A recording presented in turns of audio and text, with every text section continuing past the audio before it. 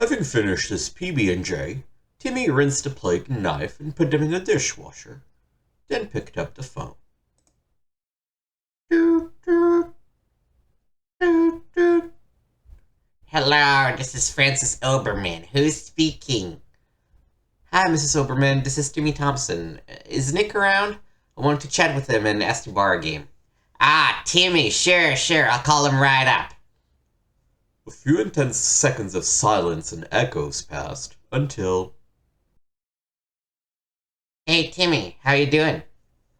Hi, Nick. Pretty good. Finally got around to playing some games on our new PC, and I'm having a blast. Cool. What games have you been checking out? Well, we only have 4 so far. Ultima 6, Ultima Underworld, King's Quest 6, and Wing Commander. I haven't touched the last 2, but I had a fun time playing each of the first 2 for a couple hours. The first-person perspective of Underworld is so cool. Oh yeah, the Ultima games are pretty great. Those two are a good pair. One is more like playing D&D, exploring the world and talking to people, and the other is much more about dungeon crawling. But Ultima 6 is really old. Ultima 7 came out like a year ago and looks a lot better and is tons of fun. In fact, it's so big it was split into 2 parts, and the second game just came out recently. I'm still playing my way through it. Oh, that's so cool. Actually, I wanted to talk to you because I've been reading this magazine at the library. It was called Computer Game World or something like that. Anyways, it made me excited about playing a whole bunch of PC games, but I'm not flush with cash at the moment. Could I borrow a game or 2 from you? Sure. Just make sure you take good care of them. Do you have any specific ones in mind? Well, I'm not sure. Do you have any you'd suggest? I'd skip Ultima 7 for now. I already have too many to play through, but anything else is cool with me. Let me think. Actually, can you hold on for a minute or two? I want to go look at my collection and see what I have. Nick puts down the phone, and Timmy waits for a couple of eternal minutes for him to get back. Finally, some rustling can be heard on the other side, and Nick's voice breaks the silence. Okay, quick question first. You like Star Trek? Oh yeah, I've seen a few episodes here and there. I like it well enough, I guess. Alright, second question.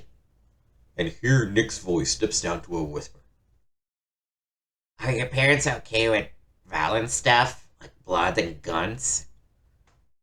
Mostly, yeah, I think so. I guess it depends on how much violence we're talking about, but I can watch movies on the TV and the like. Okay, last one. Does your computer have a CD-ROM reader? Yeah, Dad made sure to get one for our PC. Okay, I've got a couple of games I can let you borrow. I can bring them over tomorrow afternoon if that works for you. Yeah, I think we'll be home. Just give the house a quick call beforehand to make sure we didn't go on a last-minute errand. And thank you so much! There are so many PC games to catch up to, and my wallet is basically empty. Don't mention it. My mom's calling me, so I gotta go, but I'll see you tomorrow. Yeah, see you tomorrow. Thanks again, Nick. After those parting words, Timmy hung up the phone and checked the time. It was just past noon. It's too early to go to John's, thought Timmy. Should I play some more or go do some other thing? After a moment's thought, he decided he was starting to feel a little cooped up, that heading to the library to read some magazines would be a nice change of pace. With a plan in mind, we follow Timmy as he leaves the house, grabs his bike, and heads to the local library. Not a moment after crossing the threshold represented by the double doors and the associated air conditioning, Timmy sees Mr. Potter at his librarian desk and waves at him. Hi, Timmy. Good to see you again. I assume you know where to go today? Yes, Mr. Potter, I'm heading to the periodical section. Very well. If you need anything or wish to check out a book, just let me know. Will do, Mr. Potter, said Timmy, after which he sauntered around the library for a minute, enjoying the uniquely quiet vibe of a well-stocked library. Finally, Timmy went to the gaming magazine shelf and grabbed a couple to check out, starting with Computer Gaming World 108. Alright, where did I leave off my reading last time? Alright, at the Flats of Fantasy page. Keeping space-time in line. Journey Back to the Future impressed the studios' The Journeyman Project. The introduction to the visually stunning Journeyman Project leads you through a smoke-filled, post-atomic apocalypse where rival nations unite in a peaceful utopian sphere. The convoluted plot begins in 2318 in the skyborne city of Caldoria, where the world nervously awaits the return of the Cyrolans. These squeaky-voiced aliens have ideas of global harmony more syrupy than anything Michael Jackson ever dreamed. Within this universe on the brink of bliss, time travel has become a workable technology, but is restricted to prevent the time stream from getting warped by irresponsible use. The government has formed an elite guard to shield against bad times and to repair any rifts in the continuum from sabotage. The Temporal Protectorate, the gamer's employer, is headquartered in the Temporal Protectorate Annex, a top-secret bunker. Very few humans can be admitted to the controls of Pegasus, the last existing time machine. The gamer's objective is to follow whatever missions are assigned to mend the rifts in time. Tempus in a CD. Before talking about the specific missions, however, it is necessary to touch briefly upon the interface for the game. Journeyman's interface, like Spaceship Warlock and most other graphic-rich games, reduces the area of the action on the monitor by establishing a mechanical convention. Here, it is the narrow view glass of the snap-on electronic monocular that is an integral part of the biosupport suit. Considering the weighty data chunks of QuickTime movies and sound files in Journeyman, it was wise to slim the window down. Even with my speedy Hitachi drive, I just had to get used to the drag and lag on the action as the CD-ROM data stream chugged along with the long load times and slow uptakes. When the game is loading, it is impossible to move, select, or save. Waiting and sweating is all that can be done. Because each loaded sequence is a QuickTime movie, it has to cue the player to the beginning in order to run. For instance, even when saving a position at the console in the Pegasus Time Machine, the place where destinations are chosen, when one restores that position, he or she has returned not to the jump seat, but back into the elevator and will have to go through the whole entry sequence again. While the movement buttons can be activated with the mouse, the program likes the keyboard's arrow commands better. The digital compass and the mapping biochip can help the player go home again after navigating these modular corridors and tunnels. The cursor arrow traces a path for each step taken. As handy as this is, there may be some times when it is necessary to jump before leaping while one surfs the space-time continuum. It is advised to save positions often or suffer 1,000 deaths. Extemporizing through missions. While traveling through time, a biosupport suit offers protection from most environmental hazards, as well as inventorying, acquisition, and monitoring energy levels. Every second spent questing burns up energy, so one must remember that the meter is running, and time may simply run out while the player's character hoofs through history. The first goal is to hop back 200 million years to retrieve a time log disk, then return to the Annex to enter its temporal coordinates into the machine.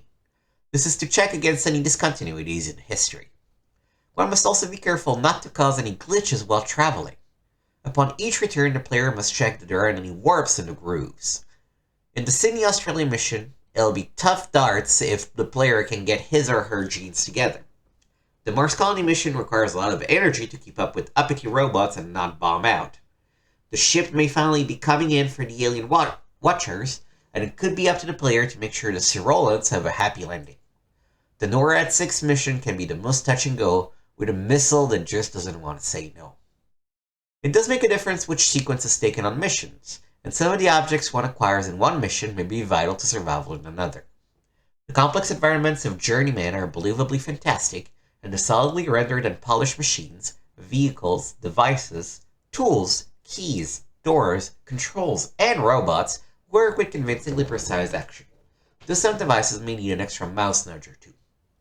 The excellent sound effects sharply support and underscore the drama as one grapples with new and unpredictable catastrophes. Journeyman is a challenging, take-no-prisoner game as tough as they come with its many logic puzzles and its no instructions, no returns machineries. It is all the more rewarding after puzzling past each conundrum. For these new realms of the CD-ROM graphic adventure game, perhaps it is time to draft new rules.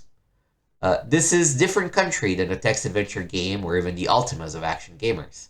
There's plenty of room on the disk to include complete hints and answers for those who want them when they need them. To see glimpses of these fully rendered worlds and not be able to enter them is like paying for a cruise and getting stuck in the cargo hold. Scorpia feels the pinch of upgrade ulcers. This time around, we're going to be looking at a game. No, this still is a cautionary one. Life on the edge, or the perils of high tech. Fred, get the refreshments ready. I'm going to need it after reliving this experience. Sharp-eyed readers noticed that the April number 105 issue had only one instead of my usual 2 articles. The mail column was present, but the view was rather conspicuously absent. There was a reason for that. In order to play a computer game, one needs that indispensable item, the computer system. For much of January, I was without that essential little item, and this is how it happened. As the end of 92 approached, I reassessed my current system, a 38620 with 20 megs of RAM and a 40 meg hard drive. There was no doubt about it, I needed more horsepower, more memory, and more drive space. In short, a new system entirely. This didn't exactly thrill me. In 88, I bought my first MS-DOS machine. Only 2 years later, I was buying a 386. Now I had to upgrade again. 3 systems in 4 years is no joke, especially when your livelihood depends upon staying up with the current games and you don't have much choice. So I went shopping for a system I hope would last, maybe, a little longer than the usual 2 years. It seemed to me that a 4650 with 8 megs of RAM, 120 megs hard drive, and local bus video would be just the thing if I could get such a system at a local store for a good price. The one hitch was that the local bus video, VLB. Up to that time, all of the VLBs were proprietary. Each manufacturer had their own way of doing it and provided a necessary video card. Of course, if the card was unsatisfactory in any way, you were stuck. Either use that card or go back to an ordinary 16-bit video card. This did not appeal to me.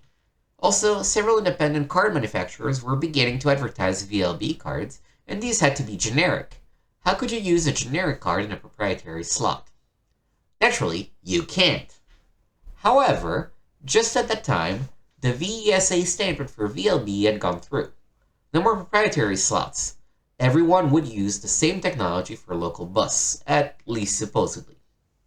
Therefore, any decent VLB card from any manufacturer would work, thereby allowing choice. That did appeal to me. The end of the year is always a confused period, and the changeover to VESA added to it. Everyone was retooling their motherboards for the new standard. I would have to wait a little while, but it was only supposed to be about 2 weeks or so. In the meantime, I arranged for some friends of mine to buy the 386. They were a little hesitant to take it when the replacement wasn't on hand, but I reassured them it was okay. I could tough it out for a couple of weeks, and no major games were on the horizon anyway. Had I but known.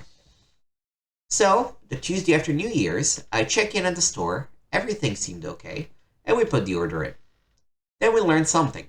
VLB doesn't work in a 50 MHz machine. On a 4625 or a DX2 2550 or a DX2 3366, yes.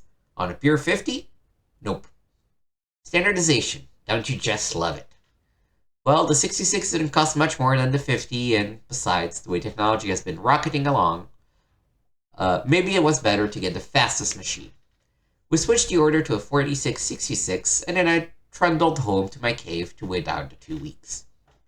It was a little weird looking over at the empty table where the 20 used to sit. It was even weirder not playing any games.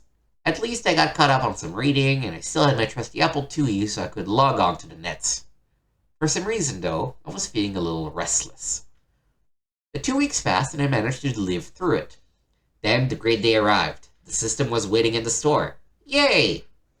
Naturally, I hurried right over there. They opened up the case, plugged in the video card, and turned on the system. Nothing happened.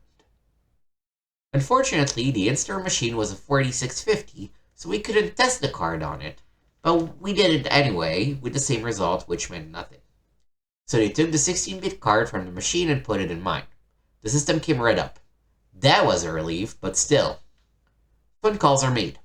One to the computer manufacturer, The manual was a little, indecipherable on some points. No, nothing needed to be done to enable the VLB. It was set and ready. Any VLB card should work after being plugged in. Huh. Then a call to the card manufacturer. This was more involved and less satisfactory. Finally, we get someone who seems to know something. Oh, the OPTI chipset? We've been having some problem with those. And a few others, as it turned out later. We're working on a new chip right now. Of course, they can't say when it will be ready, but soon. Now what? Wait for the new chip, or send the card back and get another one from someone else? Presuming, of course, that someone else has a card ready. And what if that card has some problems? This is the first of the first generation VLB cards, which makes it all pretty chancy. Let's wait. Another week goes by. The chip arrives. It turns out to be exactly the same chip that is already on the card, and doesn't work any better. More calls to the card manufacturer, more confusion. Apparently there isn't any upgrade, this is their only chip. Enough is enough. Send the Sturkey card back to them. VLB can wait. I can wait until this whole situation settles down, and I know for sure I'll get a card that works. So, now the store orders a regular 16-bit card for the interim, since we know it will be okay. It arrives in a few days, and once more, we start testing the system out, one card at a time. Everything works. I breathe a sigh of relief. Continue on page 100.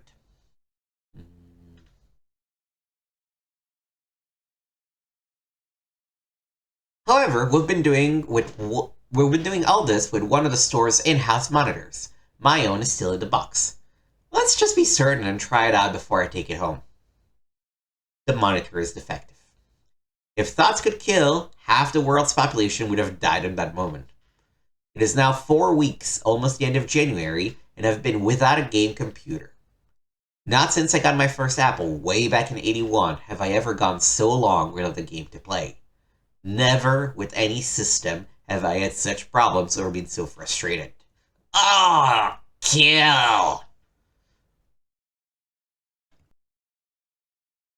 Fortunately, my self-control asserted itself and I did not actually go berserk, even though it certainly felt like it. We managed to get an order into the manufacturer in time, and they promised the replacement would be there tomorrow. It actually did come the next day, and it actually worked. I lugged it home and hooked everything up, mainly cables and wires since all the cards were already inside. Then I turned the system on and it booted with no problems. Okay, so far so good. Next, reload all the files backed up from the previous machine. That went well. Try out Procom Plus with the new modem. No, not dialing. Spent most of the afternoon fiddling around with settings and thumbing through the manual to finally track down the one letter I needed to change in a modem string to make it work. But I make it work. Let's see how the Gravis Ultrasound Sandblaster emulator does with the Ultima Underworld demo. Oh, we have the game. Oh, good game.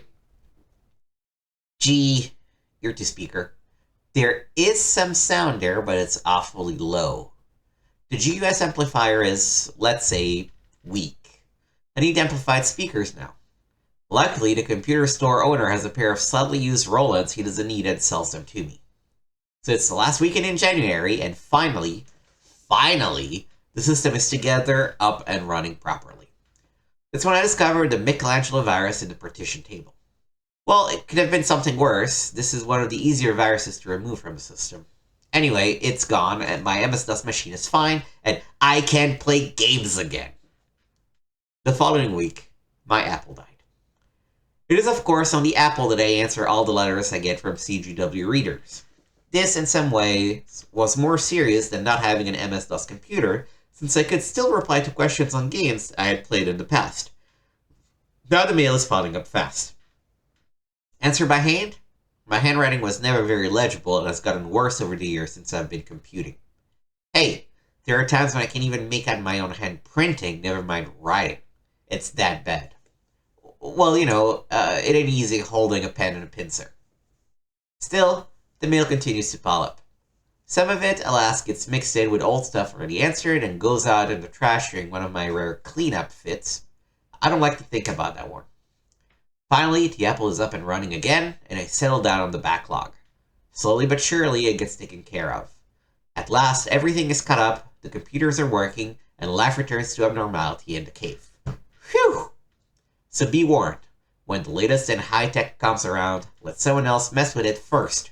Don't be the first one on your block, or in your cave, to buy the new toy. It may come with more headaches than you ever imagined. Okay, next time we'll return to the usual bill of fare here at the Tale. Meanwhile, if you need help with an adventure game, you can reach me in the following ways. On Delphi, visit the Game Sig under the Group and Clubs menu. On Genie, stop by the Games Roundtable, type Scorpia to reach the Games RT. By US mail, enclose a self-addressed stamped envelope if you live in the United States. Scorpia, PO Box 338, Gracie Station, New York, New York, 10028.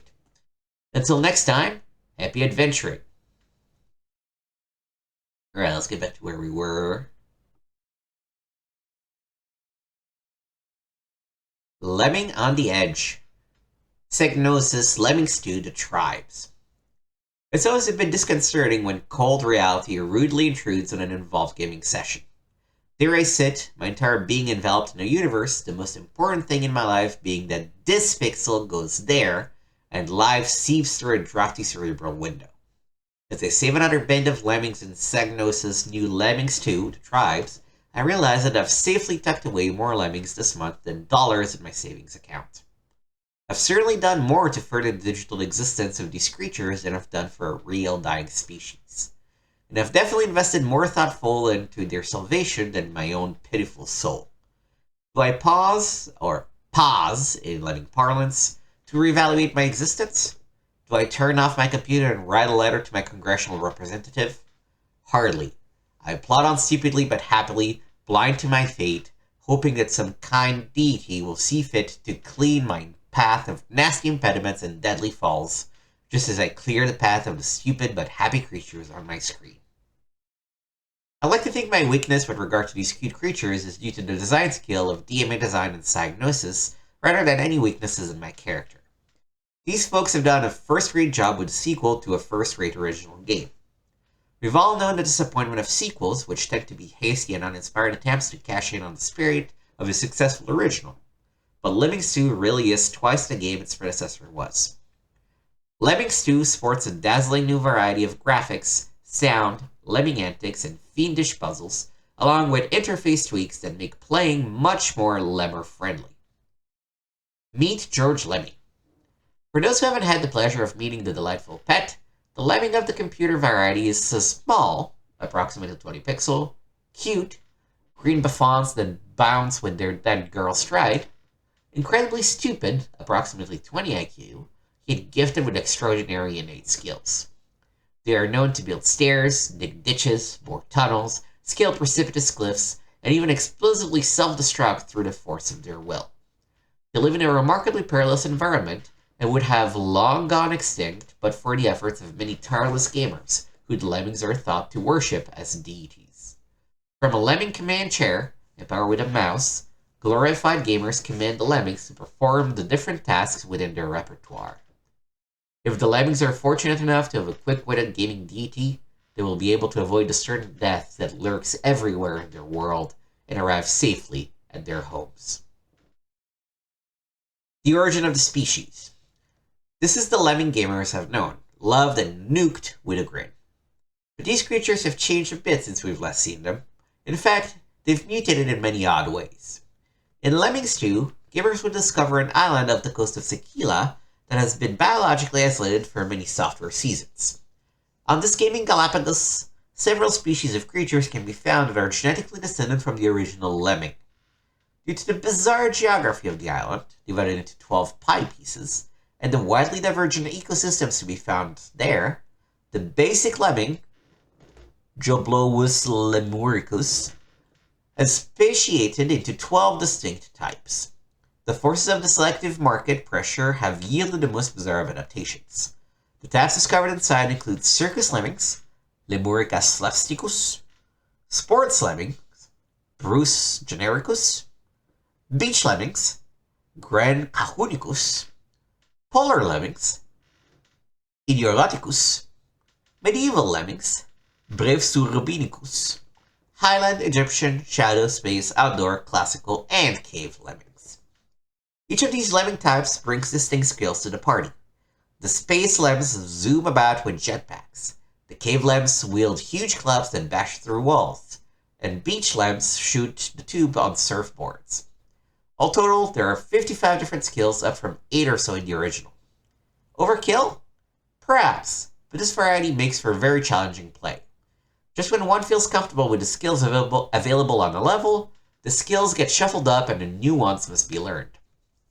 Though a bit overwhelming at times, the new and constantly changing skills keep the game fresh, which is important in a game with over 120 levels. These levels are divided into 12 groups of 10, one group for each of the tribes. Each tribe offers a self-contained series of puzzles with their own delightful graphic look and distinct lemming antics. Lemmings 2 is different from the original in that there is no predetermined number of lemmings that must be saved to complete a level. Rather, there are 3 tiers of success. If the player botches a level and saves only a few lems, he or she is awarded with a bronze medal. Saving them all earns a gold, while mid-range successes earns a silver. Also, unlike the original, there is a grander scheme to the game. If one loses, say, 10 lemmings on the first level of a tribe, there will be 10 less on level 2. One success carries over from level to level. The object is to complete the puzzles in each tribe level with a gold medal, which might be one of the more challenging tasks in computer gaming. Each of the tribe's medals is a piece of talisman. In the game's fiction, the talisman must be reconstructed so that the lemmings can make a grand exodus on an ark and escape to the end of the world. Lemmings 2 is truly a game of biblical proportions. The way you do the things you do. The interface is basically the same as in the original game.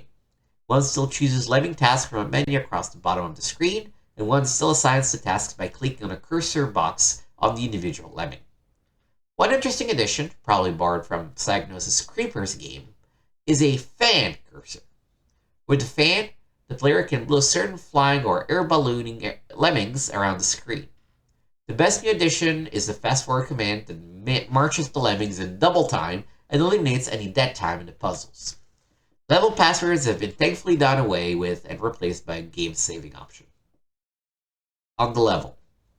The puzzles have been lovingly designed and ooze cute out of every pore.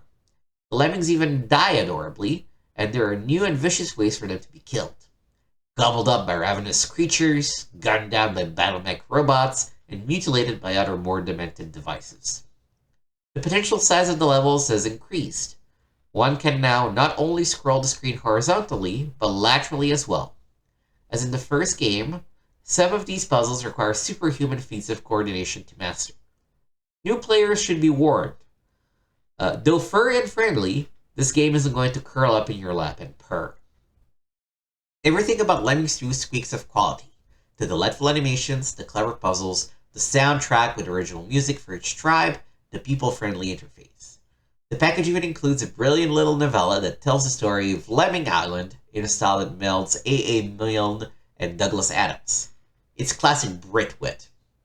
In the final analysis, puzzle lovers who don't mind being beat over the head with a cute club and don't mind beating their own heads over difficult puzzles should find Lemming 2 to be one of their better purchases of the year. Flashback. Action's so lifelike you'll have to keep reminding yourself it's only a game and not a movie. Cool.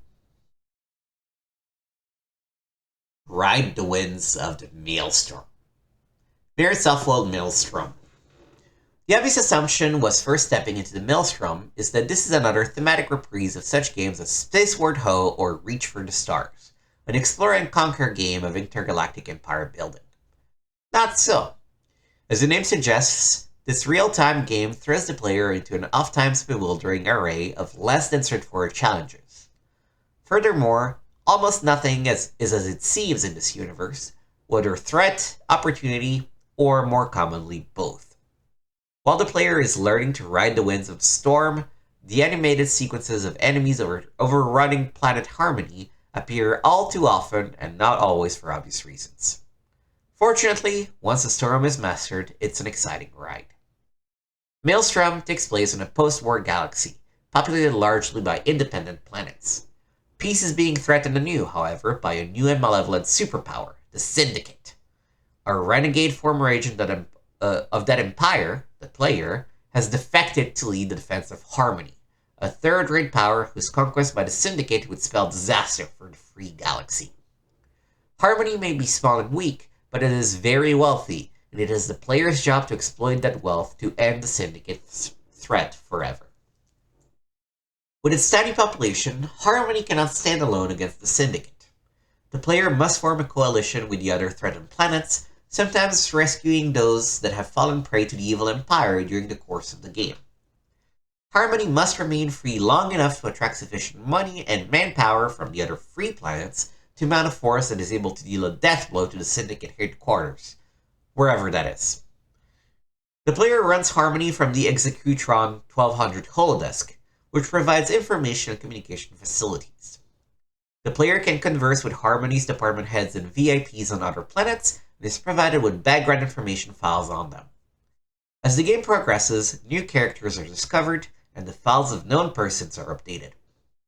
One of the most important responsibilities of the player is reviewing resumes and hiring and firing the ship's officers, mining foremen, and other middle management types. Finally, the player must issue orders to one or more of the executives and assign sufficient staff and budget to the project. The labor force is the most critical commodity in Maelstrom. It is very hard to get more, and the military can spend much of it in a hurry if a battle is lost. The government of Harmony has 4 departments at the player's disposal: mining, research, the military, and the secret intelligence network.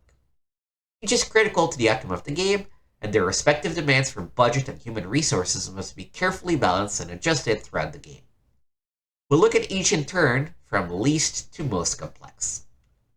Putting on the Fits. Fitsolium Tragem ore, Fits, is the heart of Harmony's economy, the reason for its peril, and its primary defense. The planet is essentially a gigantic lump of this hyper-volatile fuel and munitions ingredient. The main reason that the Syndicate has not just bombarded Harmony to submission is because said action would almost certainly set off a chain reaction destroying the entire planet, including 3/5 of the galaxy's Fits. No need to feel safe though, the Syndicate is surely working on its way around this. Harmony begins the game with 2 working mines, but scores more are needed to supply the money to fuel an offensive war machine. One must survey the planet to find the most concentrated ore patches, then hire mine foremen to exploit them. Each mine's efficiency is totally dependent on the quality of the foreman hired to run it. In time, mines become unprofitable or even peter out altogether, so routine monitoring is a must. The mining department will provide a few surprises during the game, but those it does provide are very valuable. Mining is very labor intensive and is not a renewable resource, but it is lucrative. Ships cost a ton of money, and Harmony needs a lot of ships. While Harmony must buy most of its weapons, defenses, and computers from other neutral planets in the galaxy, especially early on, it does have a small but motivated R&D department. Top and not so top scientists are available to lead research in a variety of scientific fields. Again, the quality of these employees dictates how likely they are to succeed in each project they undertake. Research labs will provide new weapon systems that can either be kept in-house or sold as patents to the major arms manufacturer for big cash payments. Unsold weapons cost less to buy and are unavailable to the rest of the galaxies.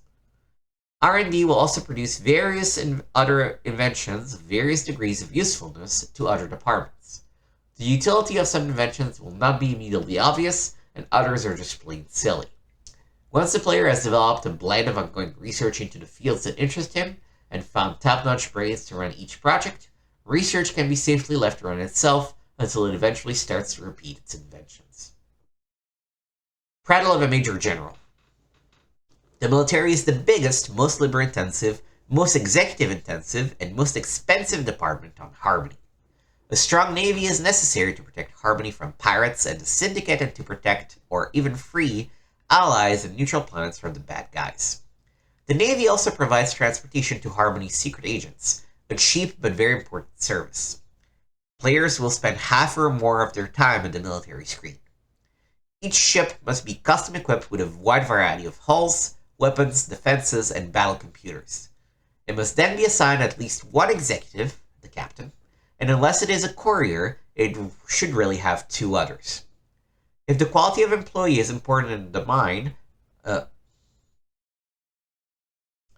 if the quality of employee is important in mine foremen and scientists, it is 100% critical in the case of naval officers, especially captains. A capital ship costs almost a month's mining income, and its crew may consume up to 10% of Harmony's precious available labor. An incompetent captain will not survive a battle, and more importantly, neither will his expensive ship. The battle module in Maelstrom is pretty simple. The player has a limited ability to intervene in a skirmish, primarily through target and weapon selection. Wooden ships can also be ordered to retreat or enter a defensive mode to minimize casualties, although the temptation to get off one more shot with a wooden vessel is often both overwhelming and ultimately expensive. The player may elect to let the computer run his battles for him, but this is not wise. Skill at the battle screen won't be able to make up for poor play elsewhere, but poor battle play can negate otherwise good play. Secret Agent Scam. The Secret Intelligence Network, SIN, is the key to the Maelstrom. SIN is responsible for all the dirty tricks that make being Overlord fun and ultimately successful. SIN is also responsible for thwarting the efforts of Syndicate saboteurs on Harmony, though this last job is out of the player's control. If SIN has a large enough chunk of the budget, Harmony is mostly sabotage-proof. Other missions must be determined by the player and will be assigned to the first available agent. Though agents are hired like executives in other departments, the early missions do not require as high-quality agents as in other departments. Later, the quality of agents does become an issue, but fewer are needed. SIN agents are responsible for most of the surprises in the game. With a ride from the military, SIN agents travel to other systems, even Syndicate homeworlds, to discover any information previously undiscovered there. This searching needs to be repeated as the game goes on, as things change. These recon missions can become exciting should the agent discover a Syndicate base. If a VIP from somewhere, even Harmony, is kidnapped, then SIN needs to act fast to rescue him or her. SIN agents are also propaganda masters who can travel to neutral planets and stir up public sympathy for Harmony. If they are successful enough, the leader of the planet may elect to offer direct aid to Harmony. SIN is cheap and easy, but the player should not get careless because of this. It should be used only where necessary, and only the best agents should be used on high-risk insurgency and rescue missions. There are a number of hidden treasures spread across Harmony and the galaxy. These items are in the same place each time, and the player should note where they are so they can be found earlier in the next game. Also, certain of the more complex events happening in every game, but their timing is never the same from game to game, so the player must learn to recognize the sign that one event or another is about to take place and react appropriately. Enough random actions occur to keep things fresh from game to game. Stormy Matters. Maelstrom has an attractive user interface based almost entirely on the mouse. The only time the player needs to touch the keyboard is when entering a new save game name, and even then there is an on-screen keyboard for die-hard rodent pushers. All in all, the interface is Maelstrom's main weak point. The game is simply so big that there are times when the player needs more information that can be displayed on screen at one time. Pop-up windows might be a solution, but the design requires one to keep a piece of paper handy in order to keep track of everything. Documentation suffers from the same problem. There is more information to be presented than is convenient, and the manual ends up being more confusing than helpful. It is written as if it were the owner's manual for the Harmony Control Center, down to a warranty disclaimer from the head of R&D. What this offers in atmosphere, it sacrifices in clarity. It lacks a tutorial or fast start section, and one must read all the way to page 41 before finding either what the actual victory conditions are or what the basic strategy of the game might be. In spite of the manual and interface, however, Maelstrom is well worth the effort to be expended in learning it. It seldom drags as the game progresses, and if it does, the player can crank up the clock until something happens. Maelstrom will take plenty of time and many games to win, providing much more than the average number of lost evenings without getting old. Best of all, There aren't just many games out there that are very similar to Maelstrom at all, so those who appreciate big games should take a ride. Confessions of Sin. Unlike the hints in the manual, which deal with specific events or items in the game, the following advice offers some ideas on the nuts and bolts of running a successful rebellion. Mining. Survey early, survey often, and survey everywhere. Get as many mines into productions as early as possible. Fits prices are high, and you don't need the staff elsewhere. And etc. This is not a game that I find interesting or that I think I'm going to play, so we're fine. This is just a giant spreadsheet. Oh, boring. Transcontinental Competition. MPGNet's Empire Builder. For many years, there has been a niche in the board game market for games involving trains and railroads. The genre has produced some classic games over the years. Rail Baron, 1830, Railway Rivals, and many others. One of the most popular rail-related games released in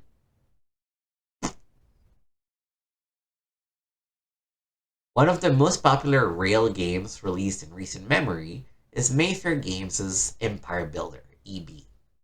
Now fans of EB can take their dreams of riding the rails to fame and fortune to the electronic network of the MPGNet. With its excellent implementation of a classic board gaming system, the rail game fanatic can experience a game with other players around the world as easily as if they were all sitting in the same table. Take a load off. Empire Builder is a game played on a map of the United States and southern Canada and the modern area. The object of the game is to make money faster than your competitors. The players do this by picking up loads from cities on the map and delivering these loads to other cities. Players have 3 demand cards, with 3 possible contracts per card, and at all times, which gives them 9 possible combinations for earning the green stuff. For example, a demand card might indicate cars to Los Angeles, 34 million, or imports to Winnipeg, 20 million. The farther away from the source of the demand, the higher the card will pay upon successful delivery. Players construct their rail network by connecting dots on a grid superimposed on the map. Starting from a major city like Chicago, New York, or Seattle, they build tracks across the country which they can use to fill the needs of the demands listed on the cards. The price of track is determined by terrain. Mountain mileposts and river crossings cost more than building in open country. Routes into cities are also expensive. 2 preliminary rounds of track laying start the game, after which trains are placed on the map and a turn of sequence of move then build is followed for the rest of the game. There are 6 major cities on the map. Other cities on the map fall into 2 other categories, medium or small. Access is limited to those cities in order to provide some competitive flavor to the building process. Most cities provide commodities roughly corresponding to their historical economy. Detroit provides cars, Des Moines and St. Louis, corn, and the Pacific Northwest or Maine, wood. Each turn, players move their trains around the map, picking up delivering loads, and making money. Once a player successfully delivers a load, he or she draws another card from the demands pile and continues. Early in the game, most of the earnings are reinvested in track buildings to expand the network. Later on, players can upgrade to faster or more powerful locomotives to run on their mature lines. Disasters like floods, snowstorms, or strikes appear from time to time to hamper the players. Getting caught in a derailment or similar disaster can be a minor annoyance or a major tragedy, depending on the situation. The first player to amass 250 million in cash and has successfully connected to 5 of the 6 major cities on the map wins the game. Nothing on the railroad. On MPGNet, potential players gather in a conference area and wait for other players to appear. Once they are ready to play, one player starts the game by establishing 2 guidelines for the game: starting cash and victory conditions. The other players join the creator in his or her game group and the game begins. Once the Windows-based front end is started by the host computer, players are presented with a beautiful representation of the game map in a window. Other windows soon pop up with additional information. Each player can see their current cash position, train level, and loads they are carrying in a small window labeled U. The player can also see the same information about the other players in game, except for cash position. The demand window shows the player's current demand cards, while a click of the mouse shows the demand cards of others. There is also a control panel window, which is icons for all the major gaming functions. The MPGNet implementation of the game is true to the original down to the finest details. The map window in which players will spend most of their time is roughly 1/6 of the size of the entire map. The player can scroll the map using the scroll bars on the side of the window. One can toggle between the larger, more detailed play window and a smaller representation of the whole map. Unfortunately, this map shows only the position of the trains and not the track networks, and so is only useful as a reference. The game has several features that make the game both easier and faster to play than the original. Even longtime EB players sometimes forget where loads can be obtained. The problem is easily solved by clicking with the mouse button on the demand card. Not only do all the possible pickup points from the commodity become immediately marked with a box, but also the destination for that load. Clicking with the right button will display these helpful markers on the larger scale play window, while clicking with the left will display them in the full map window. Most game functions can be accessed from the control panel. Train movement can be started with a click on the movement icon. After this, the player simply points at the next milepost along the route, and the train moves along. Right-clicking on the movement icon causes the train to auto-move. The player's locomotive will move as far as it can along the current route until it reaches a decision point or runs out of movement points. This feature speeds up play and eliminates some of the endless clicking necessary to move an engine. Building track is as simple as clicking the build icon and using crayon icon to draw track connecting from one milepost to another. Another time-saving feature is the survey option. This allows players to draw track on the map before their turn and build all of it quickly when the appropriate time arrives. Not only does this help with route planning and cache management, but it speeds up the game tremendously. Players can also send public or private messages to others during the game using their telegraph option. All of the important aspects of face-to-face play have been duplicated, except for slipping that extra load on your train card while no one is looking. The Windows-based interface is a joy to use and makes excellent use of sound cues and lets the player know when important events occur. The arrival of your turn is signaled by a hearty "all aboard," while news of disaster cards is preceded by a newsboy's call of "extra, extra." Telegraph wires click, steam engines chug, and diesels purr, all of which adds to the gaming experience. Rough track. If the game has any drawbacks in its current form, it is the slowness of play. Despite all the efforts of the programmers to provide tools to speed play, the game can take a while. In my experience, a 2-player game lasts around 2 hours. Each additional player in the game adds about a half to 1 hour to the length of the game. While these times mirror how long the game takes to play in person, at least with only 3 to 4 players, it is really longer than it has to be. After all, I don't have to count cash, physically draw tracks, or handle mundane bookkeeping chores in this version. There can be long pauses while other players finish their turns. A careful player can use this time to survey track and plan strategy, but there are times when the game can drag. The times I quoted above assume that all the players in the game are experienced EB players who are familiar with the time-saving features of the interface. Games played with novices can be excruciatingly slow. I encourage any beginner player to play a couple of games solitaire to get a feel for the game before attempting to play against experienced players. This really isn't the fault of the implementation, but is more the nature of the game itself. There's a natural pause in the game, even when played in person, when a player draws a new demand card after delivering a load. Early in the game, player build track almost every turn, which can slow the game as well. MPGNet seems to have recognized this in their implementation and have taken steps to minimize the problem. There are a number of minor problems with the system. The survey function at the time of this review only allows one section of track to be pre-built. Many times, a number of spurs and connections must be built in a single round, and this limitation slows play. Also, while the software is a Windows-based package, I would advise against trying to run any other application while the Empire Builder frontend is operating. A number of problems can arise, ranging from the changing of screen colors to a total crash of windows, forcing the player out of the game. None of the game windows are resizable. It would be helpful if one could size the play window to a larger area if one is using one of the higher resolutions that Windows supports, like 800x600 or 1024 by 768. In fairness to MPGNet, I should point out that EB is very much a work in progress, and many of the problems discussed are being ironed out. As the system matures, I'm sure that improvements will be made. Minor problems aside, I was very impressed with the job that MPGNet has done in converting one of my favorite board games to the small screen.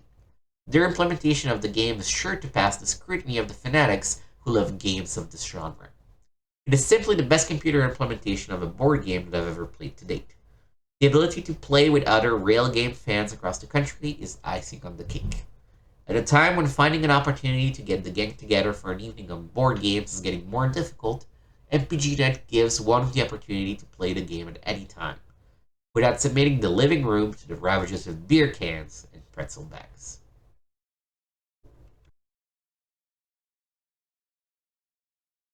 Just a bunch of ads for stuff.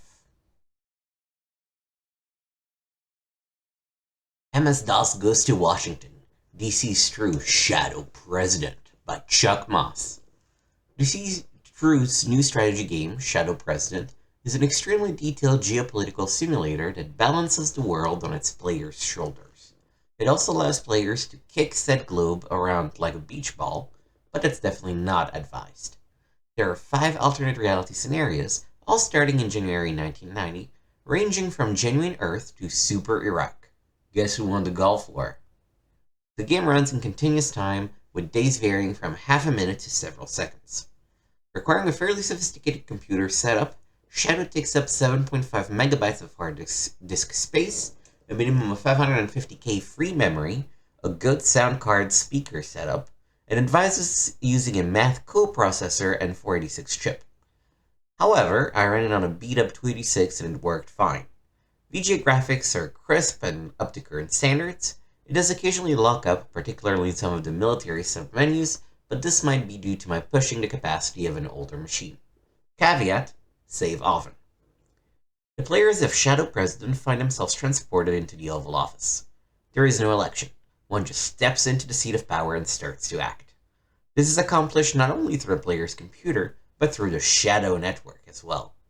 The latter is the instrument that allows one to control the destiny of the United States and the world. The Shadow Network, on the on-screen display, is a word map with a series of buttons set below and to the side.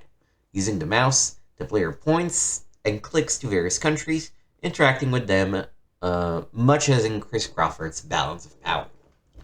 A good president is an informed president, and this is where Shadow provides bells and whistles. Players can access country-by-country data from the CIA World Factbook that comes as part of the software, accounting for much of those 7.5 megabytes. A series of filters, or push buttons, change the map to display economic strength, alliance orientation, military spending, strategic value, etc. In addition, the player has a stable of advisors: Secretary of State, Defense Secretary, CIA Director, etc. These advisors will put in their 2 cents on proposed policies and will even resign if you do naughty things. The press secretary is an attractive blonde. My wife dubbed her square the Packwood button. Power? You want it, you got it. Presidential authority is exercised through a series of menus and buttons.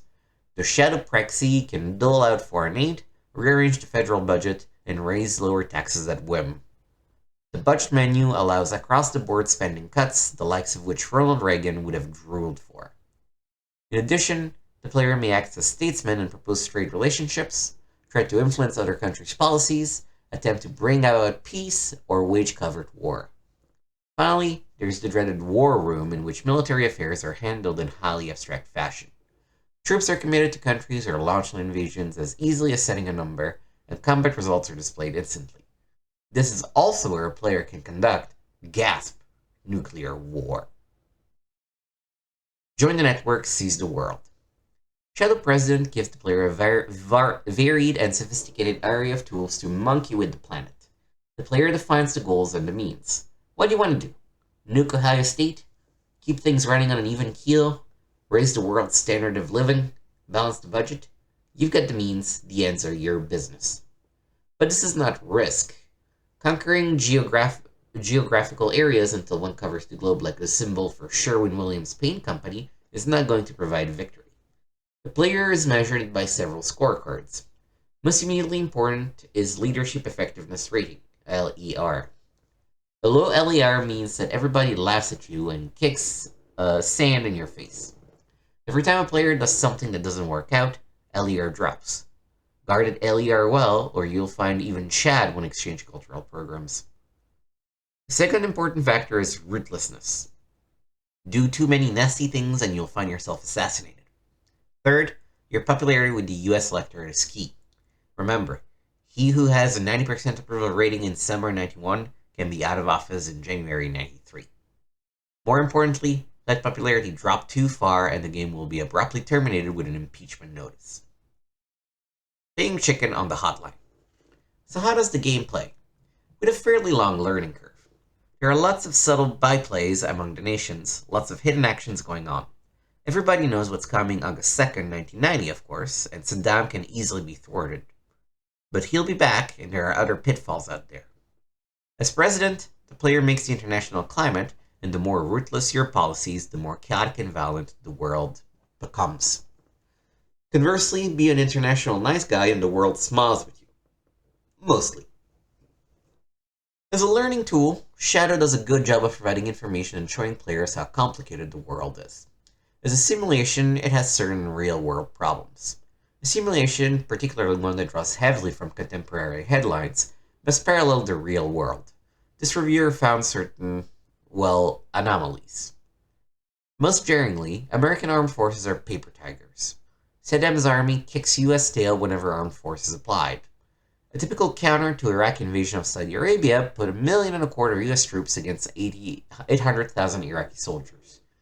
The resulting clash took months, and US casualty figures mounted to the 50,000 range. This sure isn't a Desert Storm I remember. In addition, committing troops causes one's popularity to free fall indefinitely. Once again, this isn't borne up by any real-world situation. Even Vietnam took 3 years for the public to cool, with Nixon re-elected in 1972. Who programmed this thing? Cyrus Vance? I have no idea who that is. More inaccuracies. The USSR is belligerent and uncooperative. In 1990?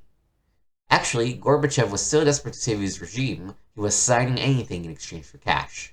Remember the grand bargain? In short, as in many political games, the model reflects the designer's sensibilities rather than actual realities. How does Shadow work as a game? The problem is that you can't do cool stuff. Effectively running a nation is a tedious business of details. A good world leader prevents bad things from happening and works to raise boring things like third world GNP.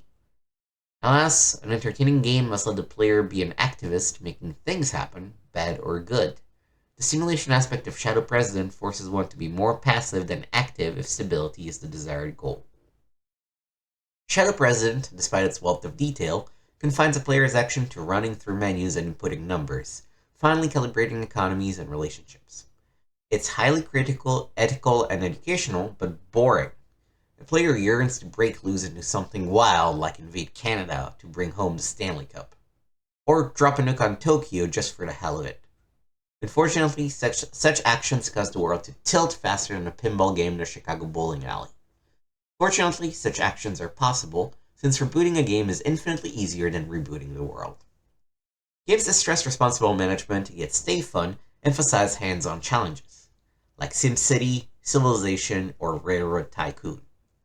Large-scale, highly abstract political simulations like Crisis in the Kremlin and Shadow President have many virtues, but tend to be too arid for real entertainment. This one is predominantly for those who love to input numbers and tweak complex system models. As for me, even invading Canada is more fun than carefully massaging the numbers in this educational but less entertaining game. Your electing verdict on Shadow President, a work of art that belongs in every civics classroom, but it sure won't drag me away from Dune 2. Scorpion's View. Scorpia finds plenty of venom on Serpent Isle. Scorpia is an experienced and respected adventure game expert. CGW is pleased to provide this forum for her distinctive and often controversial perspective. Ultima 7 Serpent Isle is a direct follow-up to the Black Gate. The Avatar and trusty companions, Yolo, Shamino, and Dupre, sail off to Serpent Isle, hot on the track of Batlin, who escaped at the end of the previous game. Exploring this mysterious land, they soon discover was settled hundreds of years ago by refugees from the time when Lord British was consolidating the remnants of Caesarea into the new realm of Britannia. Each group had its own reasons for leaving, and each founded a city on its own. Monitor, ruled by knights, Fawn, home of the beautiful people, and Moonshade, dominated by arrogant mages. The humans are at war with the goblin race that had settled there before them. Moonshade, on its own little island off the coast of the main one, is not really troubled by this. Monitor and Fawn bear the brunt of conflict. It is primarily the knights and packmen of Monitor that defend the human establishments against incursions of the goblins. For all that, each town has its infighting, politicking, and petty squabbling. Serpent Isle is not a peaceful land. It is even less peaceful thanks to the mysterious and deadly storms that roar across the islands at unpredictable intervals. The storms can kill or teleport people and objects at random. Few now dare to travel the roads or sail the seas. Underlying all this is the mystery of the Ophidians, a now vanished race that worship the great serpents of order, chaos, and balance. Only ruins decorated with snakes and a few books in a sinuous alphabet remain where once a mighty civilization flourished. Make no mistake about it, Serpent Isle is a complex game, much more so than the Black Gate. Many threads are woven into the tapestry, and, at times, it is easy to lose sight of the pattern as a whole. While the Avatar's ostensible purpose is to find Batlin, tracking him down takes a backseat to becoming entangled in the affairs of the island's inhabitants. Even when Batlin has finally been dealt with, there is still at least a good third of the game left to complete. This is not something you play through in a couple afternoons. Game mechanics and interface are mostly the same as they were in the Black Gate. Mouse-driven, point-and-click, with keyboard command supported as well. It is usually easier to use the mouse for most things, although some of the keys can be faster than paging through the icons. For instance, combat mode can be started simply by pressing C instead of first bringing up the avatar screen and then clicking on the dove sword icon. Conversations also use the same method introduced in the Black Gate. Words are printed directly on the screen and you click with the mouse on the keyword of your choice. There is no keyboard input here at all. The music seems to have been brought over wholesale from the previous game. I recall hearing most of the tunes in the Black Gate. Some time having passed since then, it's hard to say if anything new was composed for this one, except for the tune that plays while in the Serpent Gate Nexus. Still, it's all good music, so an encore isn't a problem. There is some speech, although not much. Fortunately, the lion's share of it by Dennis Luber and the Great Earth Serpent, the best voice in the game. Not that he sounds quite like that in real life. Some audio magic was performed in the recordings. No matter, it is well done and perfect for the part. Serpent Isle is certainly the cleanest running product that Origin has brought out in a while. The game is very stable. No bizarre graphics, no missing inventory items, virtually no crashes. Once and only once the game froze on me. That was in Fawn while reading a scroll found on a body. After rebooting and restarting the game, I was able to read the same scroll with no problems. I consider this a momentary hiccup since nothing ever remotely similar occurred anywhere else in the game. So the game is clean, the storyline good, many new places to visit, good sound and graphics. What could be wrong? Plenty. Some of it is minor, but there are some major problems with this game. It runs under the Voodoo Memory Manager, which was universally hated in the Black Gate. Fortunately, aside from a planned add-in, Origin has announced Serpent Isle will be their last product to use Voodoo. That being the case, I will skip my planned diatribe, and only say, let us raise a cheer to this heartening news and hope we can use our chosen memory managers in future Ultima games. Inventory is the same nightmare it was in the previous game. Items in packs and bags move around, cover each other, and generally make it difficult for you to find whatever you're looking for. On several occasions, I had to start taking things out of the backpack just to locate a particular object. This jostling around may be realistic, but it does not add anything to the game and can be a great time waster. This is especially true of the spell's reagents. Even keeping them in a separate bag doesn't help very much. Try locating a dark item such as a nightshade or a black pearl when it's again a black background. It's very hard to keep track of how many you have of each item. What we need here is a reagent bag, similar to the rune bag of Underworld. A bag with a light bottom that keeps the reagents neatly in place and readily countable. Failing that, it needs at least a hotkey of some sort to show how many of each reagent is in the bag. Food is another sore point. As before, when a support member becomes hungry, he whines and moans about it until you stuff something in his face. Even with a pack load of food, he's he is totally incapable of feeding himself. This is nonsensical. The whole food business itself is a nonsensical and nitpicky detail we can do without. Let us be done with it once and for all. But everyone 2 weeks of iron rations, and then buy everyone 2 weeks of iron rations, and they all eat when hungry instead of waiting like a baby to be hand-fed by the Avatar. The artificial intelligence of the party characters hasn't improved a lot since the Black Gate. They have smartened up enough so that those equipped with missile weapons usually stand back to use them instead of rushing up to the front line. However, should you have people set to attack nearest, and the nearest happens to be something on the other side of the wall, those party members will try to push themselves through the wall to get to it. They completely ignore the visible threat in front of them.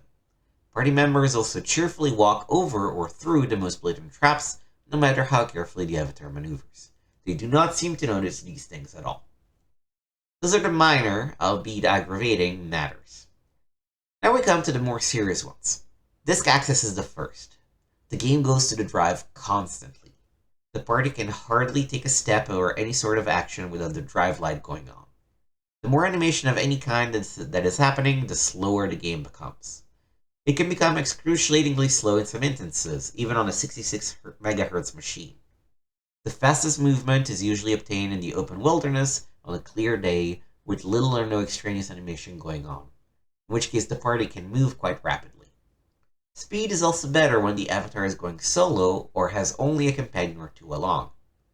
It takes on average a minute or more to load in a saved game and slightly less to save a position, with the files being in the 400 to 500k range.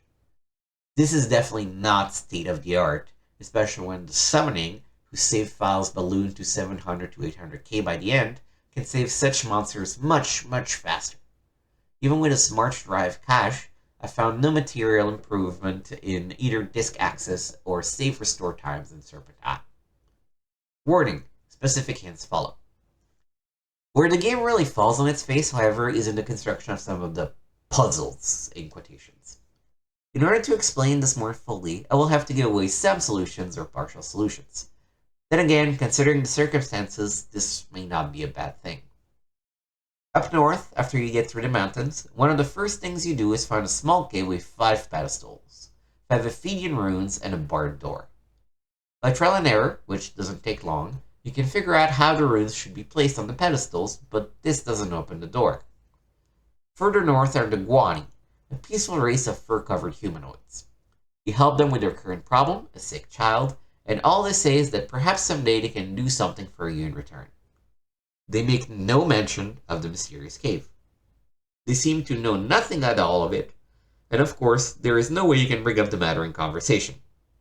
There is no one else around to talk, and really nowhere else to go. You could be stuck here for a long time. It turns out that you must call in a special hound to track Batlin at this point. Then, and only then, the Guani suddenly remember the cave and tell you how to get into it. Why couldn't I tell you this in the first place, or why couldn't you simply bring up the matter yourself, having visited the cave? It is a very frustrating sequence. There is the matter of Chaminau's castle, which does not shed a very good light on its past. You can get in and enter all the other rooms, but the central keep is barred by a mysterious force field that nothing will dispel or remove. I spent a long time in the lever room over this before finally giving up on it. Once again, the hound to the rescue. Here you track someone else, and the trail leads to the castle, where the barrier is now mysteriously gone. No explanation is given for this, it just happens. In the castle of the White Dragon, you must proceed room by room. Most of the doors are locked and require a key or lever to open them. Eventually, you come to a room with no key, none of those you have work, and there is no lever. This looks like a dead end, but it isn't. Through most of the game, you learn that a locked door needs a specific key to be opened. Bashing, explosive, or lockpicking just won't do the job in most cases. I tried these methods anyway on several doors in the castle with no positive result. It was my misfortune to stop before reaching the one and only door on this level that could be opened by bashing. Are we having fun yet? There are other situations like these in the game which seem designed to frustrate more than anything else. It is especially bad because there are major points where you're stuck with really nothing else to do or nowhere to go, until you figure out, through desperate trial and error, what has to be done to progress to the next stage of the game. Loose ends show up too. Return to the Bull Inn late in the game and you find that everyone except Wilfred is dead, and Wilfred isn't talking about it. Apparently he hasn't noticed that his mother, brother, and all the guests have been slaughtered. Worse, a Manor Guard tower is only a few steps away, and no one there seems to have anything to say about it either. Revisit Iguani, and you note that most of them are dead, but the survivors seem completely unaware of it. The same holds true in Monitor, where the sole survivor is totally oblivious to the carnage in the city. It's all very exasperating.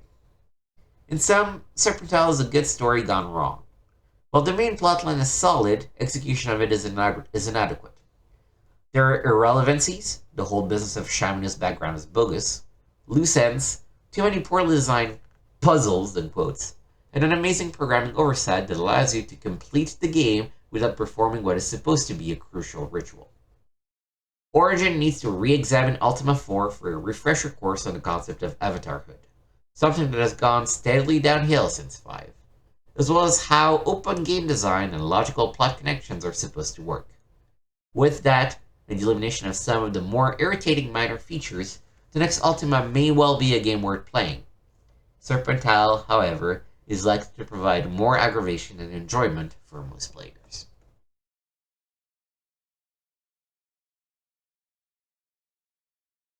MPG.net, Multiplayer Games Network. Oh, this is the one from, Empire Builder, there it is. Chat and play games with people from around the world without ever leaving your home. Online real-time contact with the most puzzling and challenging entity of all time, another human mind. Cool. Sneak preview. You're going to hell for this one. The bad boys at ID Software take their 3D engine to new depths, by Chris Lombardi. Sneak previews are not designed to be reviews. They are a feature article based on work in progress that CGW's editors have deemed worthy of early coverage. These articles are not intended to provide the final word on the product, since we expect to publish appropriate review coverage when the game is finished. This summer marks 1 year since ID Software dropped unsuspecting gamers into a stunningly realistic Nazi stronghold in Wolfenstein 3D. With its blazing 3D scrolling and its simple to extremely intense gameplay, Wolfie quickly became the caterwaul in action games. The Texas-based team of software upstarts that brought us this gaming experience hasn't been sitting on their C compilers this past year. They've been very busy. So busy, they've probably yet to hang all of their awards on the wall. We don't know what nasty sludge is seeping into the Texas water table, but whatever it is, has given these boys some strange visions, and what's worse, the programming sorcery to carry it out. Doom is the name of their next creation, and unbelievable graphics technology is their game. Doom is, not too surprisingly, another 3D action game based on id's award-winning game engine. But what is surprising is how far they've taken this new incarnation beyond Wolfenstein. Doom is not the typical next-generation technology jump. It's a high-altitude, wind-aided Carl Lewis of leap ahead. Gamers who choose to accept this new mission will find themselves in the skull of a space marine, the likes of which we saw die en masse in the film Aliens. In fact, the script of this game could be transformed into Aliens with a simple search and replace and a slight twist of setting. There you'll stand, playing cards with 3 other space station random marines, popping powder donuts and drawing about the red light delights to be found planet-side, when the alert klaxon sounds. But it's not another genetically engineered gerbil loose on aisle 12. There's real trouble about, and that straight flush you were just dealt is shot to hell. Strutting out into the hallway with well-armed cocksureness, you see a sight that makes you regret that your combat briefs are airtight. It's a muscular, horny, pizza nightmare of a demon with a soul-eating grin. Yes, he wants your immortal being, and no, he's not beyond using gross surgical means to get it. If the trigger finger is fast enough, you'll live to shoot another, and your multi-level quest to find the source of these soul snatchers will have begun. Off you go, 4 better armed, the less lyrically endowed, Downties on a circle-by-circle descent to God knows where. Wolfie players who ventured solo into Hitler's den may now enlist help in Doom. Doom is, God help us, multiplayer. Those fortunate enough to have access to a network will be able to hunt by force. Those of lesser fortune, though blessed with modem and a friend, will be able to hook up remotely. The rest of us can play with ourselves. A state of affairs which we computer gamers are well accustomed. As mentioned, Doom is a great improvement over Wolfie. One glance at a scrolling screen is enough to prove it. Whereas Wolfie has nicely textured walls with bitmapped adornments, Doom has opulently textured walls with bitmapped adornments. Where Wolfie has bare ceiling and floors, Doom has carpet, tile, ceiling panels, and light fixtures. There are immense computer banks with rows of important looking lights, and monitors displaying bitmap planets and space station maps. There is furniture, tables, chairs, counters, and crates. There are even cards on the table for the poker game mentioned earlier. Gamers will also be able to put their own touch on the surroundings, as one's bullets will pockmark the walls, which will bear those territorial markings for the rest of the game. If the environment of Wolfie puts you there, then Doom will pick you up, hurl you in, close the door, and turn the key. Ever wonder how the Nazis kept their fortress so lit in Wolfie? Well, we hadn't either, but now that we've seen Doom, the question comes to mind. One of the more impressive features of the graphics is the addition of light, or rather, the removal of it. There are gorgeous lighting effects in Doom. Long shadows stretching from the doorways, overhead beams casting patterns on the floor, flickering fluorescent bulbs as irritating as in life, and caverns so black you can see your pistol muzzle in front of your face. If you thought bumping into a Nazi henchman in a suffocating maze was unnerving, try knocking headlong into Satan's soul steward in a darkened alley. Another major shift from Wolfie to Doom is the lay of the land. The Doom room architecture now includes non-orthogonal walls. College boys' way of saying that they are not restricted to the right angles. In addition, there are now variable ceiling heights and multiple levels within a level, as one might find in Ultima Underworld. In Doom, there are curving and descending hallways, stairs to upper and lower areas, recessed conversation pits, and elevated platforms. The effects they've created with these new tools are enough to cook gamer circuits. At one point, you can climb to an upper level and look out across a vast area of virtual space with all sorts of graphic monkey business going on down below. It's the computer game equivalent of one's first Grand Canyon Vista. The id 3D system has changed very little in the actual mechanics of the game. Keyboard users will still have the Alt, Control, and Arrow keys as their best friends, and the number keys will still cycle through the ridiculous stockpile of weapons that one keeps on their person. The weapons still suggestively protrude from the bottom of the screen, and they still animate in visceral pulses of power, though they do wild new things. There's an animated, thrusting double bayonet that reaches out into the screen, as well as a shotgun that one's bitmap arm will pull back and cock after every blast. There are other, more twisted armaments to be found out and fired that will save some surprises for later. One new and welcome interface addition is the automap feature that will keep track of the sights seen and the places yet uncovered. This will be an essential part of a Doom session, as the non-orthogonal floor plans were disorienting and labyrinthine.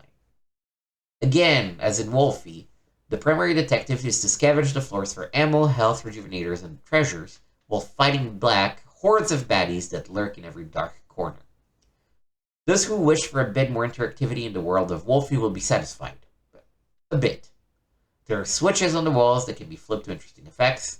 Walls will move, platforms will rise from the floor or descend from the ceiling. There's even a room in which bits of the floor pulse up and down like pistons, making for a seasick trip across the hall. Id hopes to make some of the computer terminals interactive, though they hadn't implemented that in their latest working version. Basically, as the mechanics go, Doom is the same hitch up your jackstrap, shoot and scrounge as Wolfie, though on a completely different planet. The question that comes to mind these days when discussing a game of such graphic intensity is the computer horsepower required to play it. In its current state, enjoying the full experience of Doom will probably take a muscular 386 machine. However, there will be options to resize the graphic window and switch off some of the graphic detail so that lower-end gamers will be able to play at a decent clip. Increase realism as it costs, though realism of the Doom kind might make it worthwhile. August looks to be the month in which gamers will be doomed to wander shadowy halls rife with Satan's spawn. Like Wolfie, Doom will be distributed through shareware channels and directly from id. The first episode, one level, will be freeware and will offer frugal graphics compared to the rest of the game. However, in the registered version, it won't hold back. Who knows to what depths it will go to bring this virtual experience to a bullet casing littered end. One just can't be sure of things with these id guys. There's only one thing we can be sure of. We'll have one hell of a time. This even looks sick. Inside the industry, European invaders? CGW's Foreign Agent stalks Europe's premier computer show. Lord British Chris Roberts, Sir Tex Roberts Sirotech, Leisure Suit Larry, and a tall 6 foot tall Zool were all in town, all London town that is, in April '93 for the Spring European Computer Show. Every year, this major European computing event gets more important, and although there did not appear to be too many big releases, there were some real surprises. The Yanks are coming. The Electronic Arts stand was surprisingly dominated by one piece of software. But what a piece of software. Origin's long-awaited Strike Commander. Graphically and audio-wise, it seems to be all that has been promised, and with the full version coming in at around the 50 megabyte, this is certainly one of the biggest releases of the year. Sierra's stand was back-to-back with that of Macroprose, and both US giants were showing off a couple of new releases. Macroprose is their new UK-written multi-aircraft flight combat sim, Dogfight, and the usual collection of F-somethings over various platforms. Legacy, their new UK product horror adventure, looks tasty and should be opening its coffin any night now. Sierra has had a busy period with lots of new PC games, but it was two products under their Dynamics label that attracted most attention. Aces Over Europe is the latest add-on to the excellent Aces Over the Pacific flight sim. Apart from upgrading the game's AI, it introduces several new plane types, many of which make their welcome debut on any PC simulation. The British Spitfire, Tempest, Tornado, Mosquito, the German MC-109, Focke-Wulf 190, funny name, and the MC-262 jet. This range has now snatched the crown held for so long by LucasArts' SWOTL, Star Wars something? But Lord British did mention that one future project is to adapt Strike Commander engine to a World War II flight sim. Very interesting. The other Dynamics title is their first attempt at a serious role-playing, Betrayal at Krondor. This is a CRPG based on the respected Rift War novels of Raymond E. Feist, and claims to be the largest gaming world created in any similar game. The explorable area is stated to be some 22 million square feet, as opposed to the 5,290,000 square feet in Ultima 7, and a small forest and a multi-level dungeon in Eye of the Beholder. All figures and quotes from Sierra's distributed PR materials. Over here, Cocktail Vision's stand caused many a queue as people stopped to look at the CD version of Inca, with more of those amazing graphics and some equally stunning sounds. The UK's own Ocean had a couple of titles on offer, including plugging the forthcoming A-Train construction kit from Maxis. Other titles in the pipeline include yet another golf game, International Golf Championship, Odyssey, a sequel to Epic, hope it's better, and a snazzy-looking flight sim entitled Inferno, an update to the elderly but still excellent F-29. Chrysalis was keen to show all of its new sci-fi adventure Shadow World, and it certainly is a neat piece of programming. It was soothing to see the software demonstrator managing to get the Space Marines killed as often as this reviewer did. Sheffield-based Gremlin Software had a very busy show, exhibiting the Amiga and now PC versions of the very popular arcade game Zool.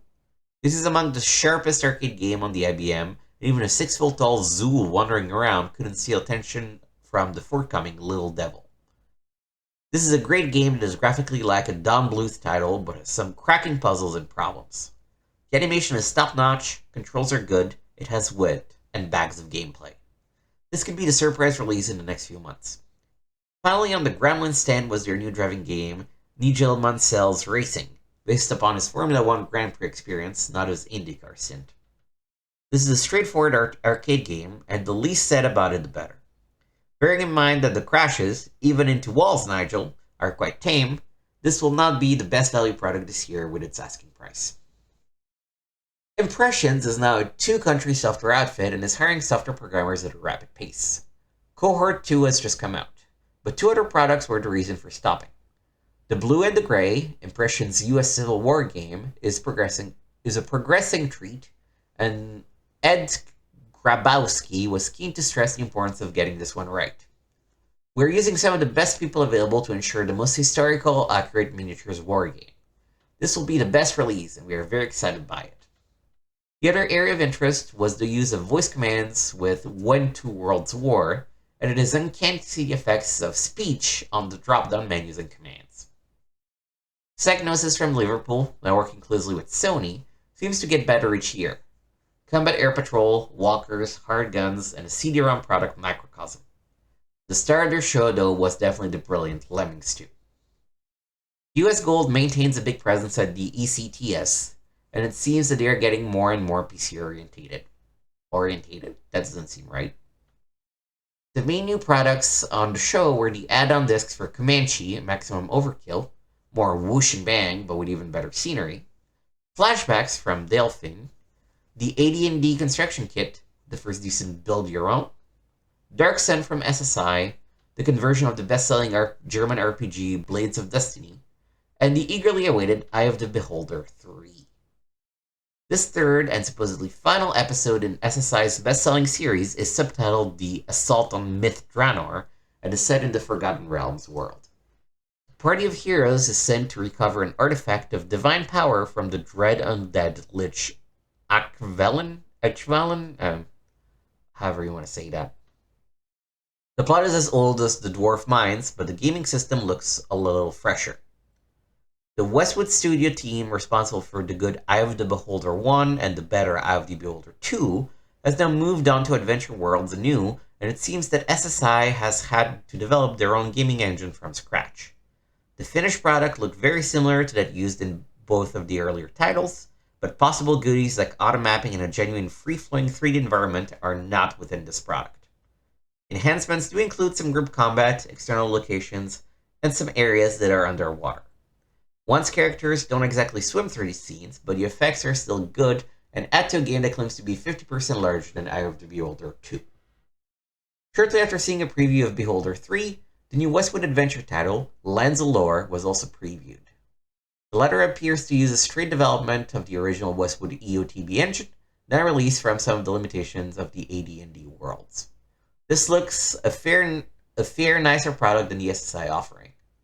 Time will tell, but it seems likely that SSI will try and get the Eye of the Beholder 3 out ASAP to at least capitalize on that release before the obvious comparisons are made with the new Westwood offering. Virgin and Westwood's Lands of Lore, The Throne of Chaos, would take the award for the most surprising new game. Lands of Lore is not another graphic adventure in the Legend of Kyrandia vein, but as mentioned, is styled more after the previous Eye of the Beholder release.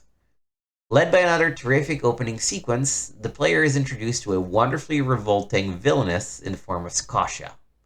To all appearances, she seems beautiful, but this agent of the Dark Army is actually a horrible hag capable of changing her shape at will. 8 distinct story sections, 30 unique areas from castles to dungeons, swamps, ancient ruins, and the White Tower. No longer fettered to the AD&D system, Westwood has opted to adopt a less statistically intensive approach and go for simplicity. Character statistics are reduced to attack, defense, and magery. The interface is a slick update of the Eye of the Beholder system. Movement and direction changes handled in discrete square-at-a-time moves via a bank of direction arrows. Inventory management and object manipulation are all fully mouse-driven, and the graphics are an absolute delight. There is a fair proportion of combat in real time. Westwood states that there will be more use of magic spells than LOL, and the accompanying graphic and musical effects look very special. Another Westwood release on show was the CD version of Legends of Kyrandia. This debut release from Westwood Virgin was the surprise graphic adventure of 1992, and now hits the silvery disc with another 85 megabytes of digitized speech and sound. All conversations are now spoken by an ensemble of professional actors and actresses, and the casting director has done a great job. The splendid nasty of Malcolm is particularly bitter and twisted, and he cackles and jeers his way through this stylish adaptation. The plotline and puzzles are the same as the disc-based release, but this is no mere shovelware. The CD version of Legend of Kyrandia will be available for multimedia PCs in the summer of 1993. Also about to be released on CD are two of Virgin's recent biggies, their space simulation shuttle and their involved sci-fi strategy game, Dune. Shuttle CD will contain over 45 minutes of sample speech that will allow all communication between the space shuttle and mission control to be spoken. Add to this a full-blown space encyclopedia with more than 1,000 VGA photographs and over 150,000 words of text, along with several major enhancements to the control system, and you have possibly the most comprehensive title of its type. Other forthcoming PC releases from Virgin include Caesar's Palace, a gambling compilation running under Windows with 4 versions of poker, blackjack, baccarat, roulette, and craps, a football game from the programmer of Kickoff 1 and 2 called Goal! Amiga, ST, and IBM PC. Beneath a Steel Sky, billed as the world's first computer-based animated comic book, Archie McLean's Pool, and 2 Amiga ST titles in Cannon Fodder and Apocalypse. The end of the show as we knew it. ECTS is coming of age.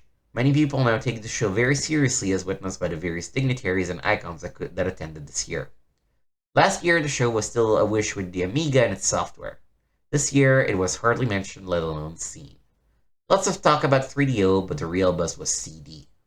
The consensus seemed to be that it was bound to happen, and soon, requiring only a couple must-buy products to finally get it airborne.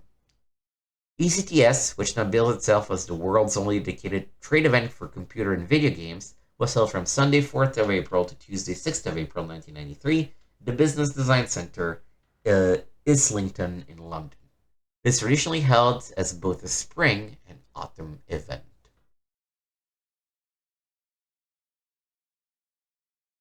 Letters from Paradise. Caught in the net. Thank you for taking the time to review the Kingdom of Drakkar. We were delighted to see your magazine review one of the games offered on our network. I would like, however, to update your readers on some changes that have taken place here at MPG.net. Since CGW went to press, we've made some price changes. The maximum cost for connecting in the continental United States is now $4 per hour through the network nodes. In addition, MPG.net supports 2 local nodes of their own. Our Poughkeepsie area node is available for $2 an hour. Our New York City node is available for $3 an hour. We plan to add more local nodes in the future. If you or any of your readers have any questions or wish to find out more about our network, call 800-438-4263, GET GAME, and we'll be happy to assist you. Janet Broadhead, MPG.net Director of Customer Service. Thanks for the update, Janet. We're always glad to bring news about lower rates. That still seems so expensive. $4 per hour just to play games? I mean, I guess playing games with other people is cool, but I don't have that kind of cash. Sealed with a kick. Warning! This letter contains strong language which may be offensive to some readers. I must object to the comment by Johnny L. Wilson in his Dancing with Seals sneak preview in issue 106. How valid is this preview of a game based on the SEAL teams when he did not serve and proudly parades his anti-war attitude while ridiculing his acquaintance's son for his favorable viewpoint of his special forces and claiming that Apocalypse Now and Platoon are realistic films? I served in Vietnam as a SEAL. We supported riverine operatives that helped the Navy PBRs, Patrol Boat River, to interdict VC supplies shuttled down sampans and portage through shells by bearers. We intercepted VC couriers and after killing or capturing them, passed the information they were carrying to Navy intelligence. I consider Platoon absurd, totally unrealistic and pure propaganda. The Green Berets, while being propagandistic on the other side, was much closer to reality, aside from filming the sighting sun in the wrong direction, and instills the proper patriotic attitude in the boy mentioned. Most Americans have a strange reaction to the act of killing. In real life, you shoot the enemy and you kill him dead, whether or not he is armed, whether or not he is going for the gun, whether he looks dangerous or appears benign. That way, you stay alive and your men stay alive. Many of our senior officers and civilian leaders do not believe this. They would rather that we got killed than our enemies did. This attitude is stupid and it is wrong. My interrogation techniques could get a little rough. My guys could make hamburger out of 2 or 3 young, innocent-looking, unsuspecting VC. I did not worry about whether or not I was killing the VC properly. What is improper killing, I wonder? because at least my guys and I were out in the boondocks killing them, not sitting behind some desk or in a cozy college stroking our meat. To me, a Purple Heart is not a badge of honor. I consider them enemy marksmanship medals, and I'm happy not to have ever won one. In battle, I always kill my enemy before he has a chance to kill me and use whatever it takes. Never did I give Charlie an even break. I shot from ambush. I used superior firepower.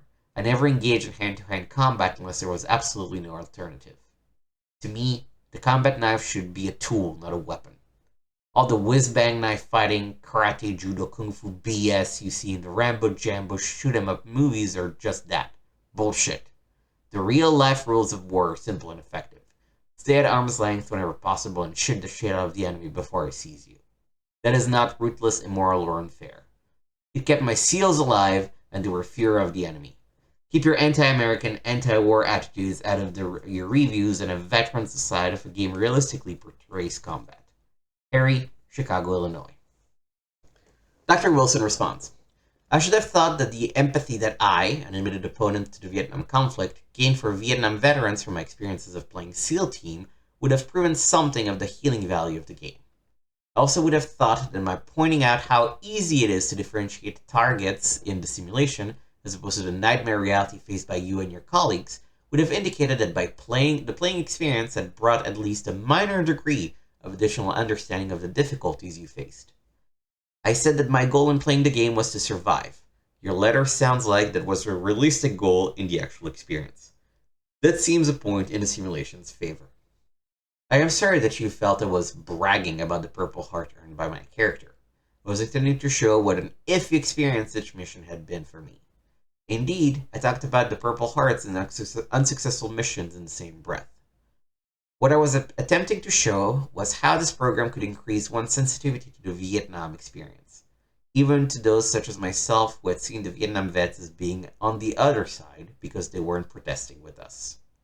Playing the mission in the SEAL Team beta reminded me in the most powerful way that those involved in the conflict were doing their best in a thankless, impossible task. By the way, I was not the one who called Platoon realistic. It was the Vietnam vet of my acquaintance. Further, he was not disappointed with his son's desire to serve in the armed forces, but rather with his son's obsessive desire to seek combat. For a different take on the same coverage, please read the following letter. Border Crossing. I've been following this great magazine since 1985. There certainly have been a lot of changes in computer gaming, as well as changes in your magazine. I've always felt that your editorial staff has been responsive to your readers, and always tried to present the best critical judgment on the current games. For a good job well done, I congratulate you. It is no small effort making it to issue 106. I find myself in a quandary, critically, technically, and in a matter of personal taste. First, the technical. I do not have the bucks to purchase a new computer, nor is my computer one that can be upgraded with a new motherboard. I am rapidly finding myself left behind as more and more games require over 10 megabytes of hard drive space, as well as oodles of memory and speed that my 286 simply cannot muster. Most of the games that I would have played are now unplayable on my machine. Ah well, such is the curse of outdated technology. 2. As I peruse the games in issue 106 and as I browse my favorite software store, most of the games I see don't really interest me.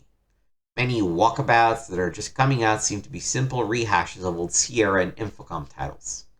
Something as unique as Lemmings, as creative as Heaven and Earth, or as captivating as the original Eye of the Beholder series, simply seems to have gone the way of the old 10 MHz machines.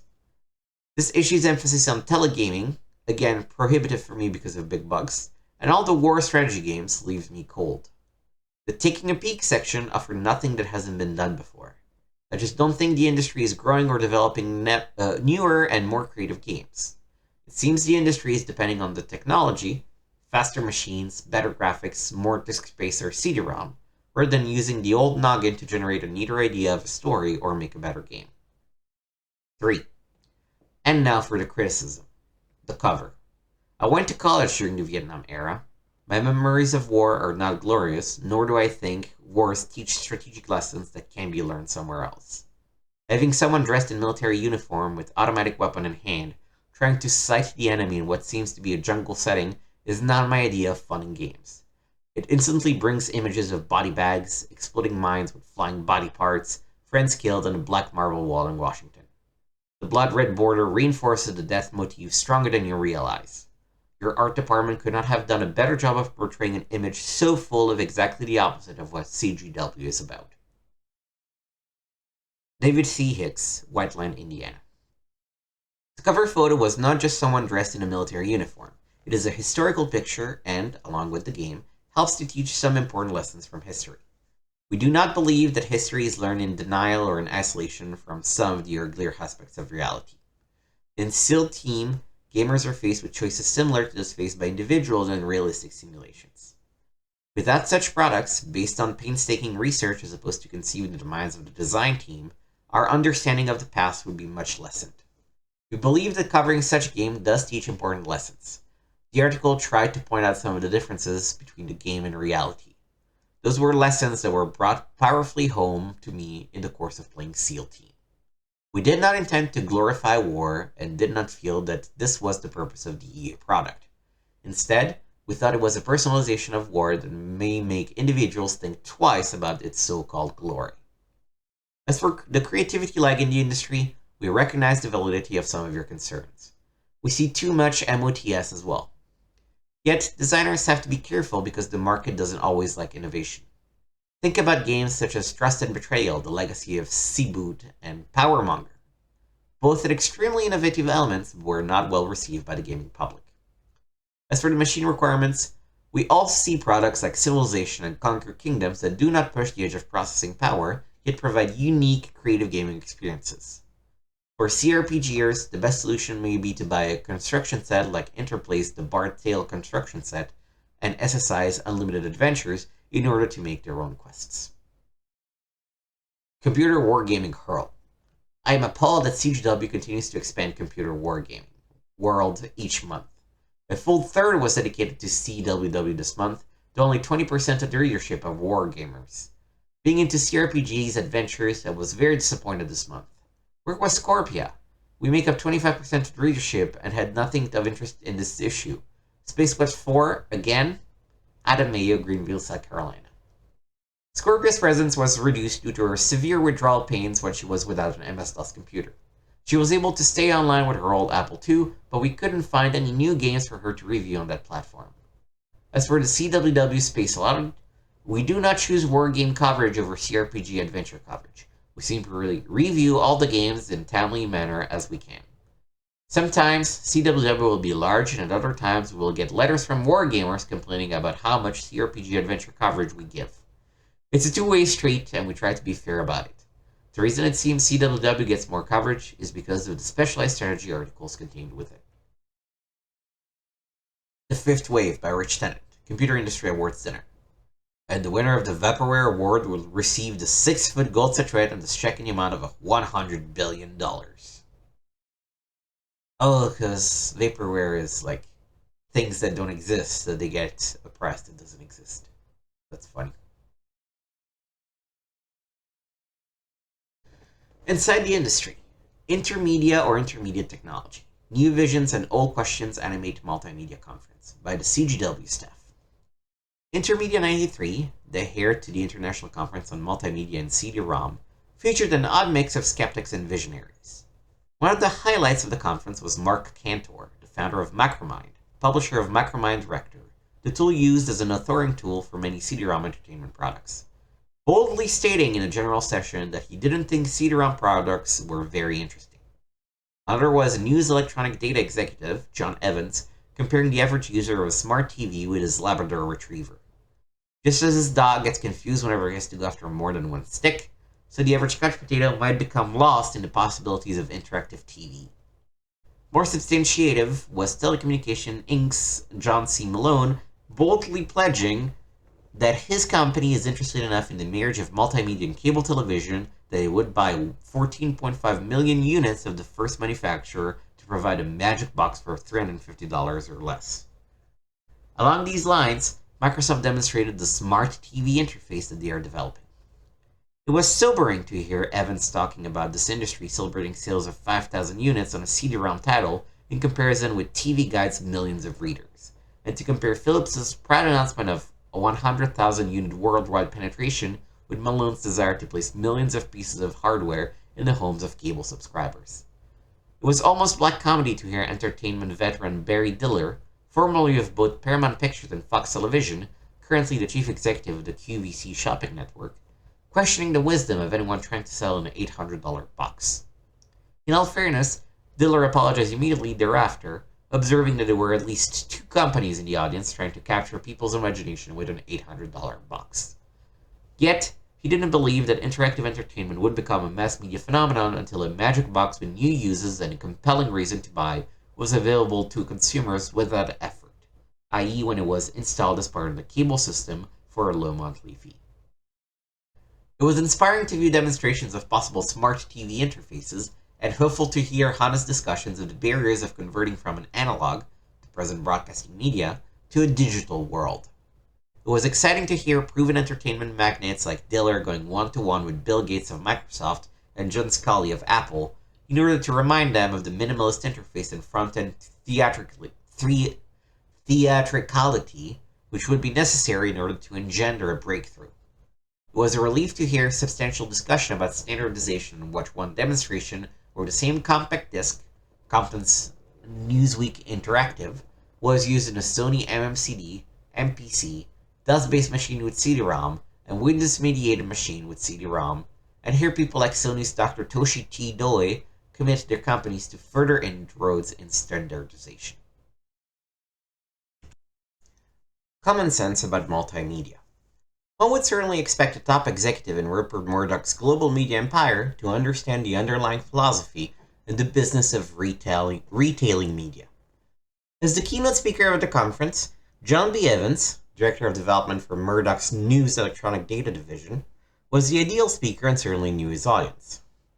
Did everybody sign a non-disclosure agreement? It's the usual way these things start. If you really want to get the word out, you've got to make people sign non-disclosures. Otherwise, they don't tell anyone. He blended fascinating insights with scintillating analogies. For example, he observed that just as the Ice Age did not occur overnight, the information age has been here long enough that publishers are just beginning to notice that it's getting a bit chilly. His thesis was that convergence, the coming together of traditional media and interactive media, is very threatening to media. He described the traditional media as being an overweight, drowsing organization that must become digital, narrowcast, and interactive. The major problem, as he sees it, is how to get the couch potatoes to get up of their rear ends and take an active role in the interactive side of the information age. He wondered if the couch potatoes are going to be smashed by the invasion of huge amounts of information or fried by the electronic gadgetry or not. Yet, he hypothesized that since the amount of information which is already available is overwhelming, the secret will be the introduction of customizable filters, dumb filters, in the form of software that can fetch. In other words, putting the me in media. In Evans's vision of interactivity, connectivity will no longer be demographically related according to who or what one is, but more cybergraphically related. How do you feel, or what are you interested in now? Finally, he suggested that the reason multimedia is currently having trouble is because engineers tend to think in linear, logical paths, while the creative process is tempestuous, chaotic, and confusing. The goal is to bring the creative process to the tools, turning readers into editors. When the couch potato can use voice recognition to say, "Get me this," the age of interactivity will truly have arrived. Barriers and breakthroughs. Several barriers still exist to seeing the vision of multimedia reach its full potential. Fortunately, several companies made announcements at Intermedia which indicated that they were attempting to breach these barriers.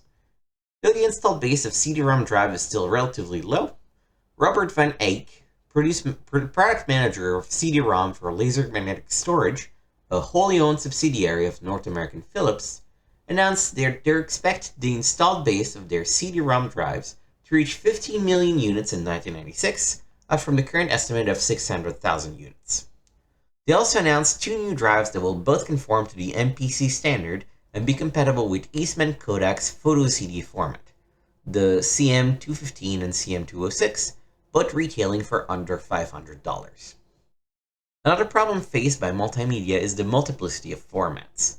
We were impressed when DataWare unveiled one authoring station that supported DOS, Windows, Macintosh, Unix, Sony's MMCD, and Japan's DOS-V and NEC PC formats. A similar solution to the multiplicity problem was also introduced by Mammoth Microproductions. The company unveiled XA Streaming, providing a software solution for using the same disk over a multitude of platforms. Another criticism of multimedia has been its limited video capabilities. Hence, John Hawkins of Philips introduced the new CDI upgrade with total full motion video.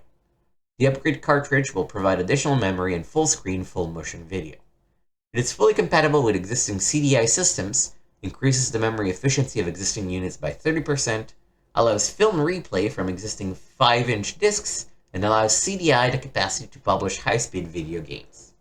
Note, currently CDI's installed base worldwide is only 100,000 units, with roughly half of those in the US, and the company expects to double that base by this time next year. In the more mainstream CD-ROM world, MediaVision unveiled their Captain Crunch video card. The nifty fact for gamers is that this card will enable them to play back videos at 30 frames per second at regular CD-ROM data rates.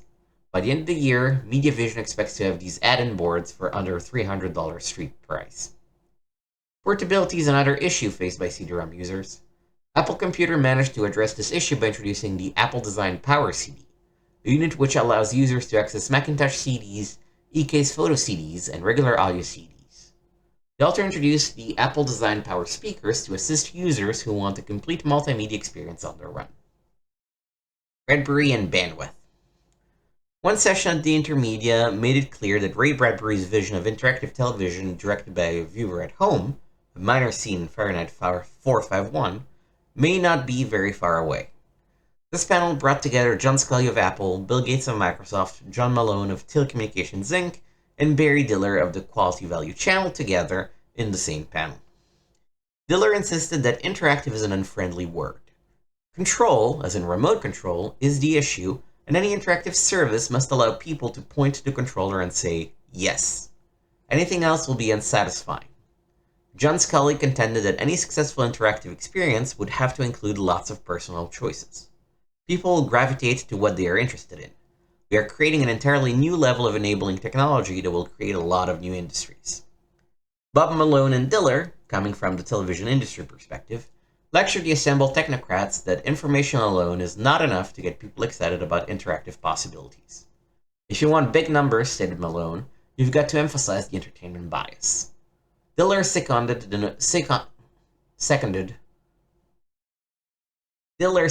notion. How do you say that? I second the notion. I seconded the notion. Diller seconded the notion by observing, you've got to theatricalize.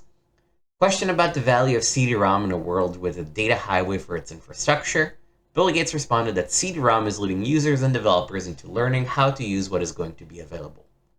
Asked how Microsoft fit into the futuristic vision of information, education, and entertainment on demand, Gates denied that Microsoft had plans to own television networks or cable systems. The great success of Microsoft was making ourselves dependent and working in partnership with lots of people. We're not going to own cable stations, networks, etc. We'll keep delivering software and protocols, interface and system software. We have more people building this software than anybody else. We'll figure out a way to make money. John Sculley responded to a question concerning the future of education by stating that the school where you go to learn facts is going to come to an end. He believes that teachers will become coaches who teach pupils how to data surf, skim through tons of information, and find information without being overwhelmed. The emphasis will be on learning to think and research, not just repeat facts. Diller concluded with Sculley's belief that education will undergo a fundamental shift, but insisted that the social experience of school has to stay. The question is, will it be a total online experience or a partial online, partial offline socializing experience? Intermedia or intermediate technology. For years, the technological community has prophesied that CD-ROM and multimedia are the next big thing that society always seems to be seeking. Now, the same prognosticators are saying that these technologies are basic tools for building this ultimate infrastructure. For gamers, the message is a mixed bag. It indicates that connective games with broader bandwidth, better sound, video, and response times are closer than ever. Yet, the large and unsatisfying fulfillment of the old CD-ROM promises lead them to hold their expectations in reserve. We'll have to wait and see if the potential connective games of the new technology can ever live up to their potential. Thus far, we cannot say this about CD-ROM games. Time will tell concerning the data highway.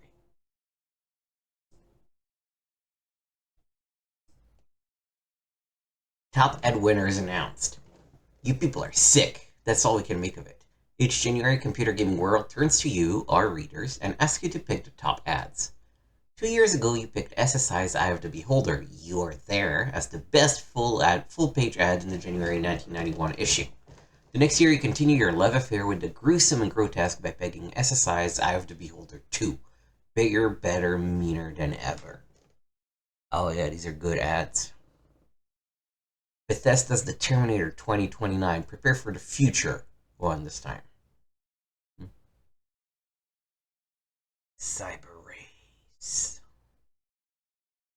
Best of the rest, the word of shareware. The word edutainment was coined to describe a new breed of educational software.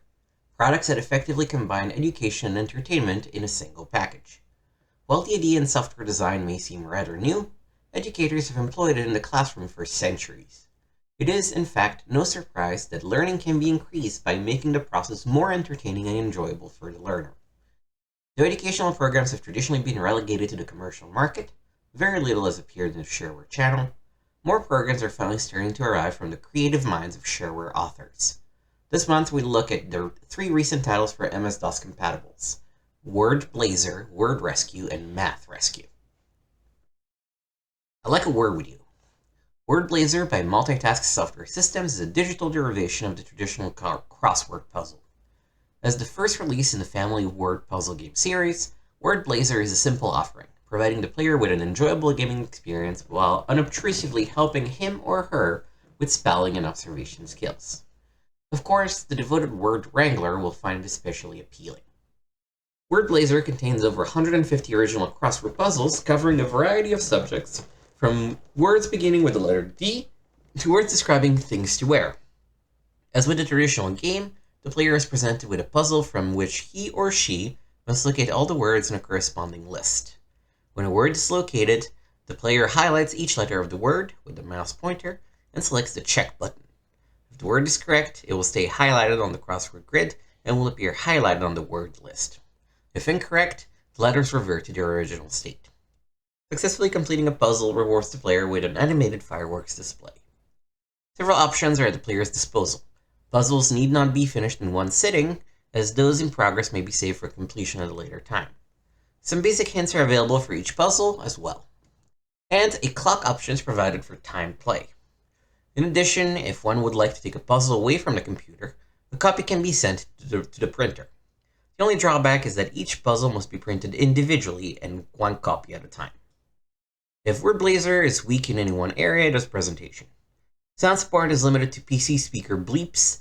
Graphics, though VGA and SVGA are supported, are simple line drawings and fills.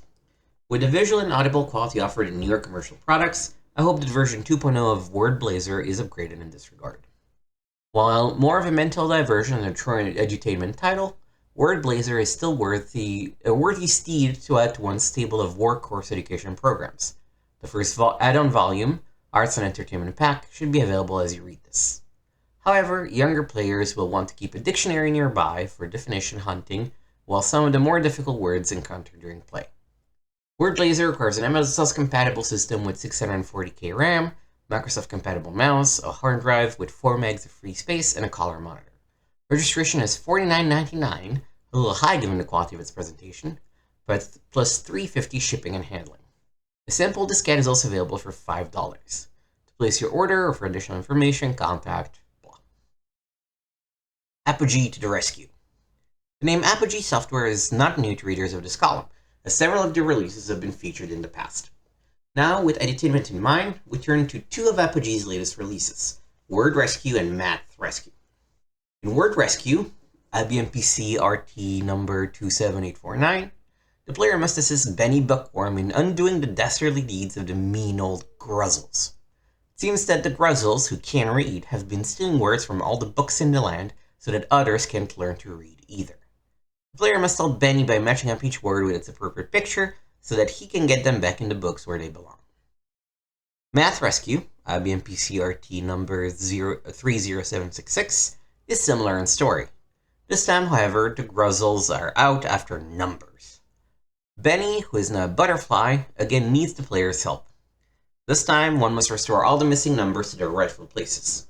The Gruzzles have been taking them from traffic signs, paychecks, and telephones, creating quite a stir. Having one's mathematics skills of addition, subtraction, and mixed question tested in the process. Those familiar with Apogee's Commander Keen will find Word Rescue and Math Rescue to have similar environments. Both feature 3 different episodes, the first being Shareware, and are horizontal and vertical side-scrolling games with hand-eye coordination being important to play.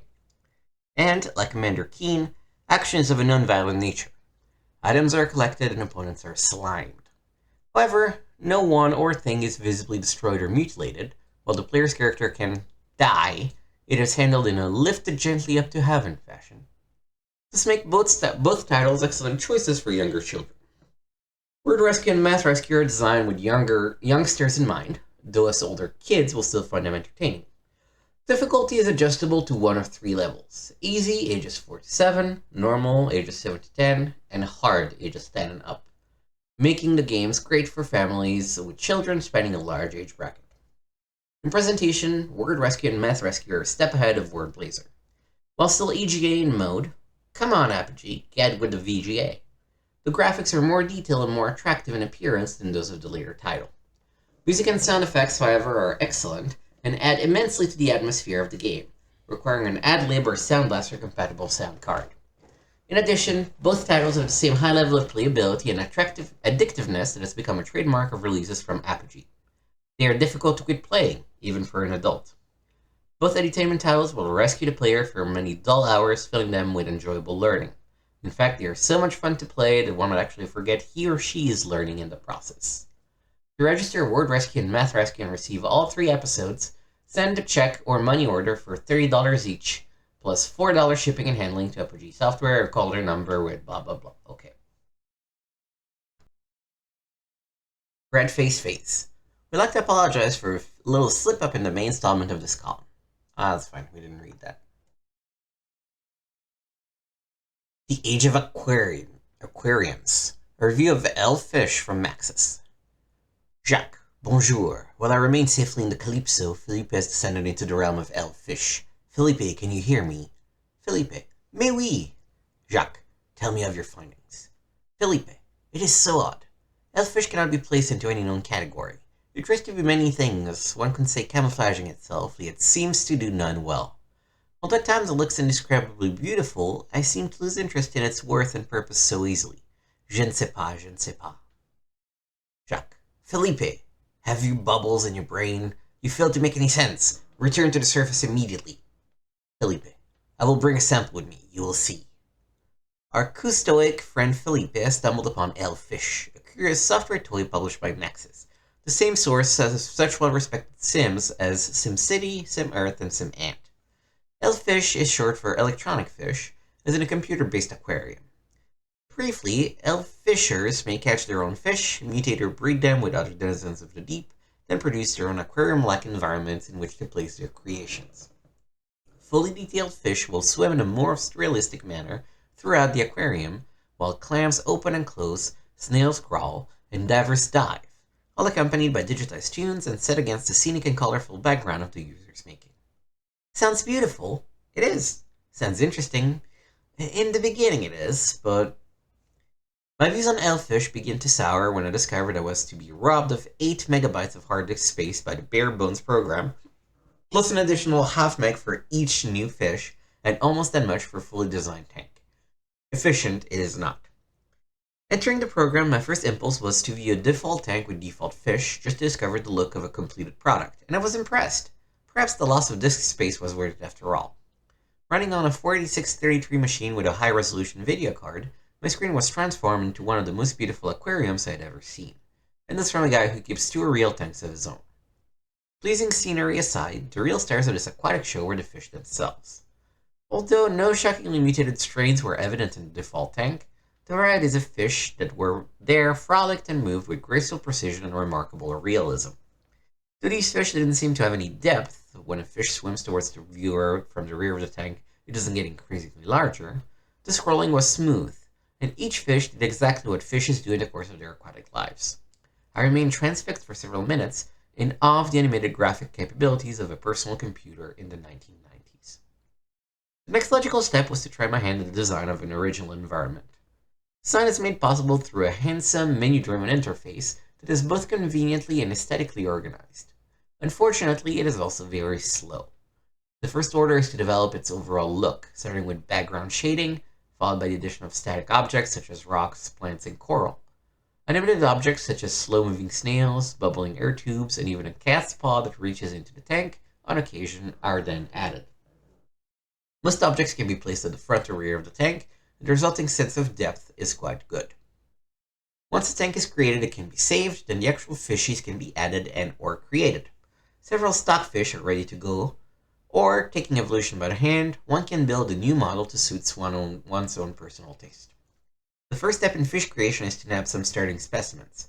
Any number of our scaly friends can be fished from a small saltwater bay or freshwater lake.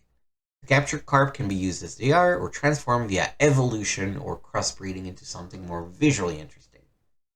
Unfortunately, this is not a situation where the elf fisher can actually move a fin from here to there or stretch a mouth to obscene proportions. One isn't granted the sort of genetic godhood found in sim life. It's more a matter of starting an invisible transformation process and hoping the program comes up with something pleasing to the eye. When the look of a given fish is right, the fish must learn of its possible 256 movements, including a processing-intensive animation process. The animation of each fish on my 4633 took upwards of 15 minutes, and is definitely not a fun thing to witness for that length of time. A nice jog around the block or a quick meal might fit nicely at this point, just don't make it a filet of fish. Once back at the computer, the new fish is placed into the aquarium. Clones of single creations are allowed, and each variety will swim together in a school. When all fish are in place and are happily monitoring about, the aquarium keeper can choose appropriate musical accompaniment from a small provided selection, then sit back and relax. That's it. And that's the problem.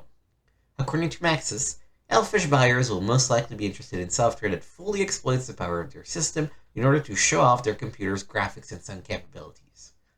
While it's true that the elfish graphics are darn close to state-of-the-art, it's questionable as to whether there's enough substance to warrant its purchase. It would make a lovely screensaver, but it uses too much computer power to make that possible. Actually, the manual states that it can be used as a very limited screensaver. Very limited indeed. It does not work with Windows, does not go away when you move a mouse or touch the keyboard, and you must execute it manually from DOS. And the enjoyment stemming from the sloth-like tank and fish creation is fleeting and become painfully dull after a while, and the vast amount of disk space involved can be a real problem in these space-conscious times. The biggest failure of elfish is inability to maintain the player's interest. Once an aquarium has been created and viewed, there just isn't much else happening. Objects in the tank don't interact. The optional cat spawn never snatches a fish, bigger fish don't consume smaller fish, and there is nothing along the lines of the ecosystem maintenance for which I'd hoped. Elfish would have made the basis for a great simulation. Discovering the compatibility of certain fishes with others, the likelihood of certain fish eating certain plants, disease control, and so on. But these elements would steer Elfish away from its software toy intentions and towards a full-blown game simulation, and it was apparently not its purpose. Maxis mentions children, desktop publishers, CAD designers, engineers, and programmers as likely interested parties. But I would think that computer hardware dealers would be a more logical target. Running Elfish continuously on an in-store monitor would look and sound pretty impressive. It might even induce some nice neophyte buyer into a purchase.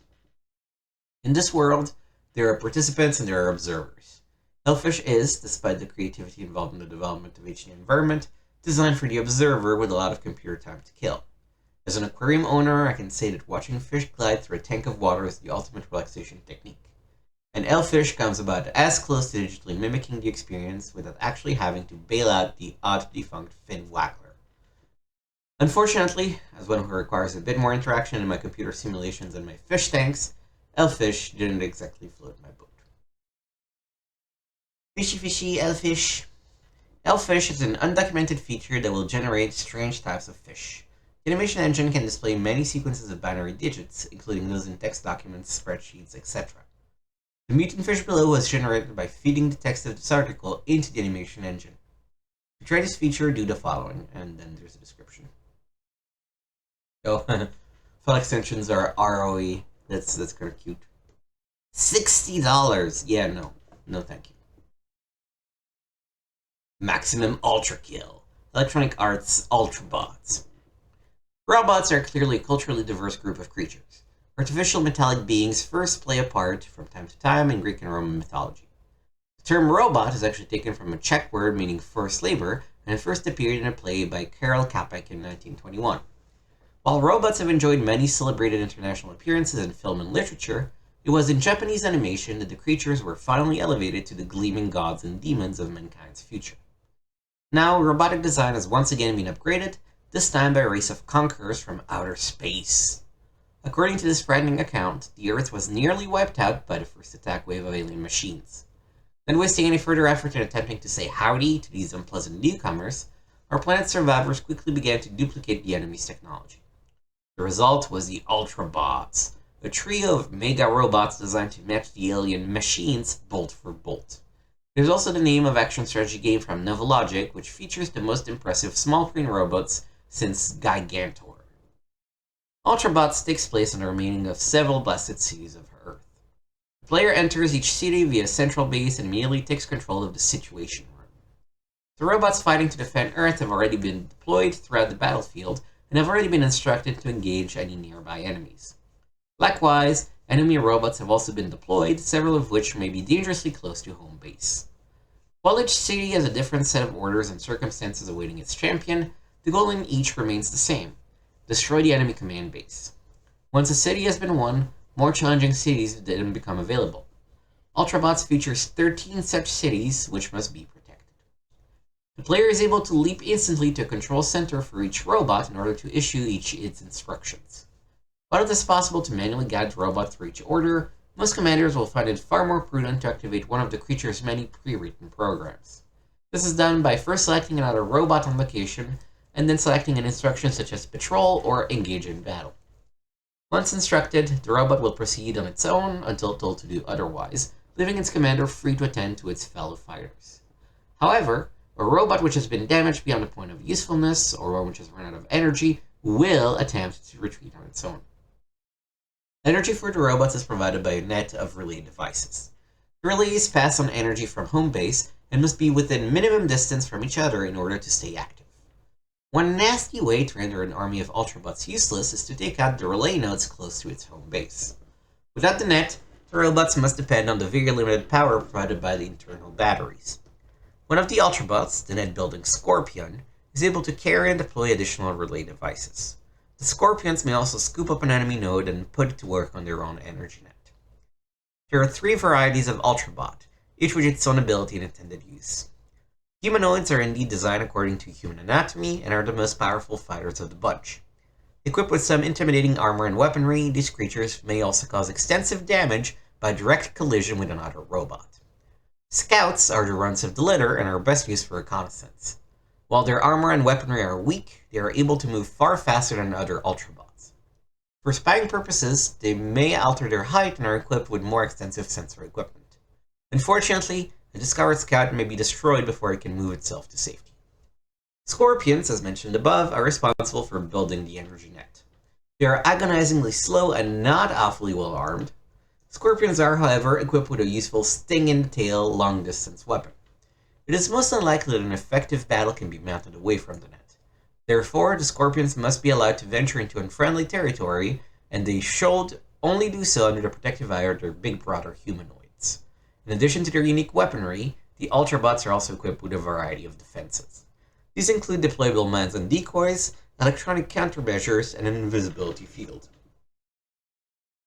A successful campaign will most often be guided from the home base or situation room.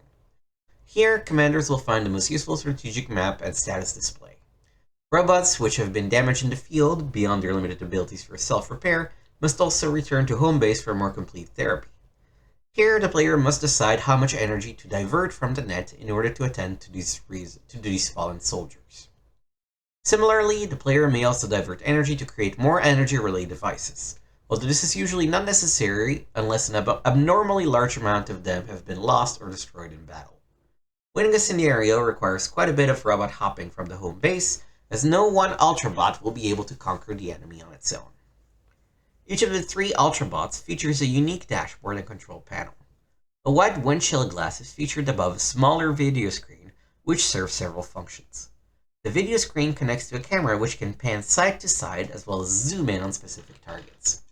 Its most valuable function, perhaps, is to display a strategic map of the area.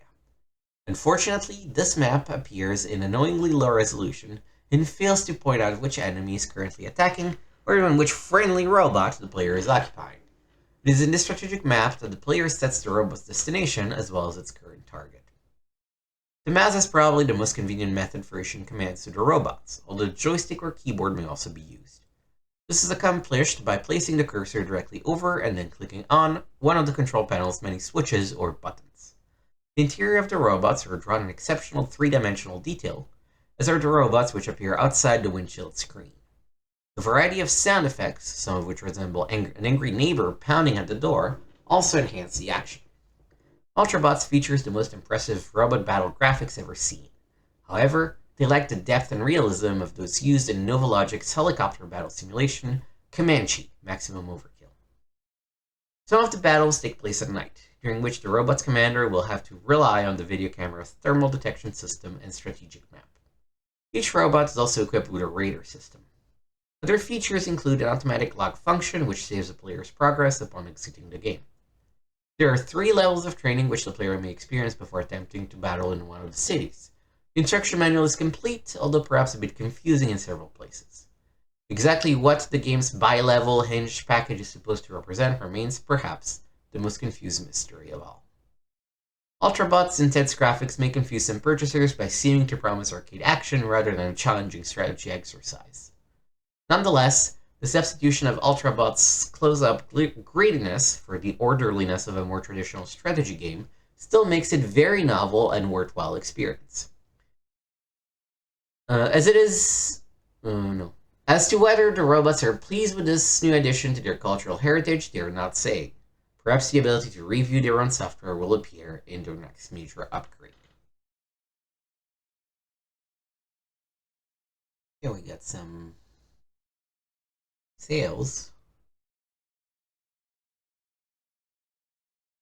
What's the game that I said? Eye of the Beholder. Eye of the Beholder 3 goes for 37. Wonder how much for the original Eye of the Beholder. I don't see it. CD-ROM? No, this was an old game. It's not a CD-ROM yet, for sure. Okay. Computer Wargaming World. I came, I played, I conquered. Let the games begin. By Alan Emmerich. As we head into the dog days of summer, most wargamers seem to find more time for their hobby. This usually lasts until fall when family obligations again come to the forefront of personal schedules. In the meantime, we should all enjoy the good campaigning weather and fight our simulated battles while the sun shines along. With many good releases in hand and rumblings of Gary Grigsby's War in Russia, Warlords 2, and Command HQ 2, these indeed are the glory days of computer wargaming. May they continue forever. Tournament Deluxe. We have now reached the commencement of the grand experiment known as the Computer Gaming World New World Computing Empire Deluxe Tournament featuring Empire Deluxe. With 64 players planted firmly in place, allow me to set up a starting situation. Answering the call to arms, Empire Deluxe players with modems and network access sent us email indicating they wanted to participate in this great event. At stake were several prizes, the most notable of which the grand prize offered by New World Computing. A trip to California featuring tours of Disneyland, Universal Studios, New World Computing, and Computer Gaming World magazine. While not in the same league as Publishers Clearinghouse, that's not too shabby for a prize for we computer strategy gamers. The faithful have assembled online, and at press time, the games have been throughout the United States and Canada, which is a single bravest participant. Interested gamers will want to note what networks these embattled few are using to contact us, and in what numbers each network is represented. This is given in the table below. Next issue, there will be tales to tell of battles won and lost. Even as I am preparing for the summer conventions ahead, CES, Origins, and Gen Con, the tournament will continue in a single elimination fashion until there is but one undefeated player left standing. I'll also bring you the latest wargaming news from the Computer Game Developers Conference. With many top wargame designers attending, this is for sure to be some juicy gossip. What follows are the matchups given in pairs of opponents. For the computer network identification, use the first letter for each network in the previous table. Good luck, good sports, and may the most sound tactician win.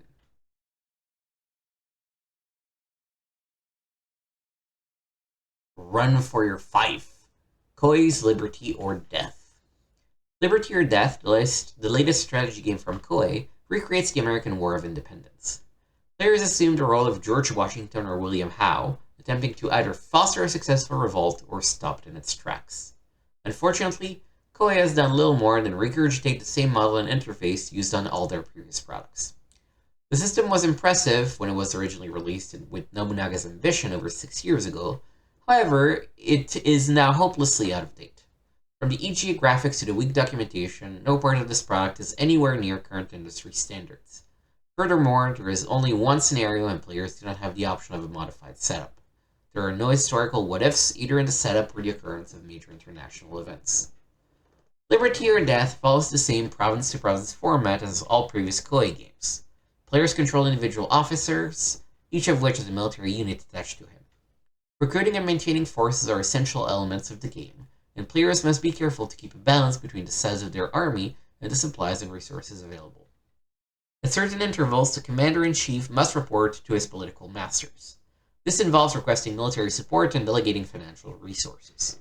The player is responsible for the conduct of the war and can be relieved if the powers that be decide the situation has deteriorated below acceptable levels. When battle is joined, players have the option of controlling individual units via tactical screen. There are a variety of options and command choices to be made at the tactical level. Unfortunately, most of them do not make much difference to the outcome of the battle in question. Perhaps the designers of Liberty or Death were attempting to simulate the frustration felt by British officers when they encountered irregular tactics from the American insurgents. The lack of simple geographical information is particularly annoying. Some provinces cannot be successfully attacked without the use of boats. This is logical, and the use of boats had an interesting strategic dimension. However, it seems strange that local commanders would not know they need boats until they had actually invaded the province, by which time it is too late. Until players learn the peculiarities of the map, they will want to save often and be prepared for multiple resets. Ultimately, the real failing of the tactical element of the game is the inability of good commanders to gain better results than weak ones. While there are many things to do on the tactical screen, the battles are grinding attritional affairs. A good general can obtain a slight advantage through the use of terrain, however numbers will still decide the outcome of most encounters. It could be argued that the lack of tactical control and the inability of the Supreme Commander to radically affect the outcome of a battle conducted by subordinates is actually historically accurate. The real problem with Liberty or Death is that strategic command and control is not much more rewarding.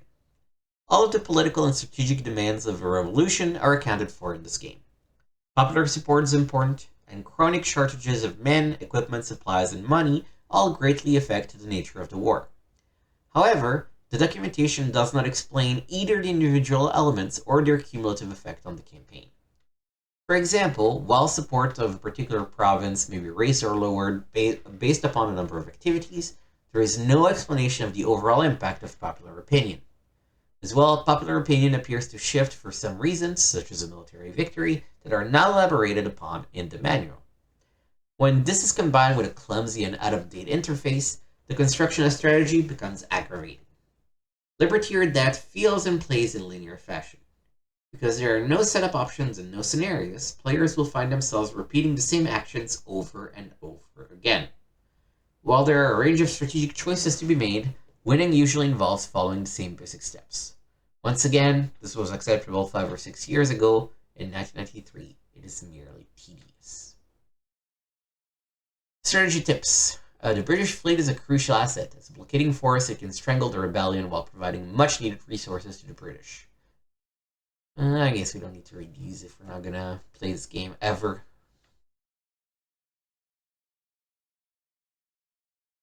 Friends, Roman taxpayers, acquiring talents for making money in Caesar.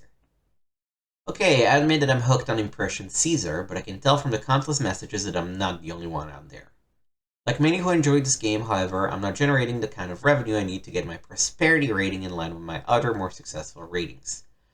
Thanks to some inside tips from Impressions, this article can reveal some of the revenue building angles while the game begins with some elaboration upon pages 77 and 78 of the manual.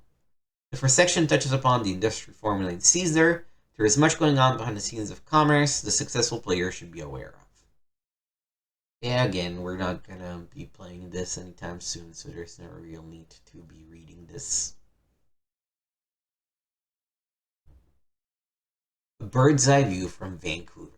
The road from Sumter to Appomattox.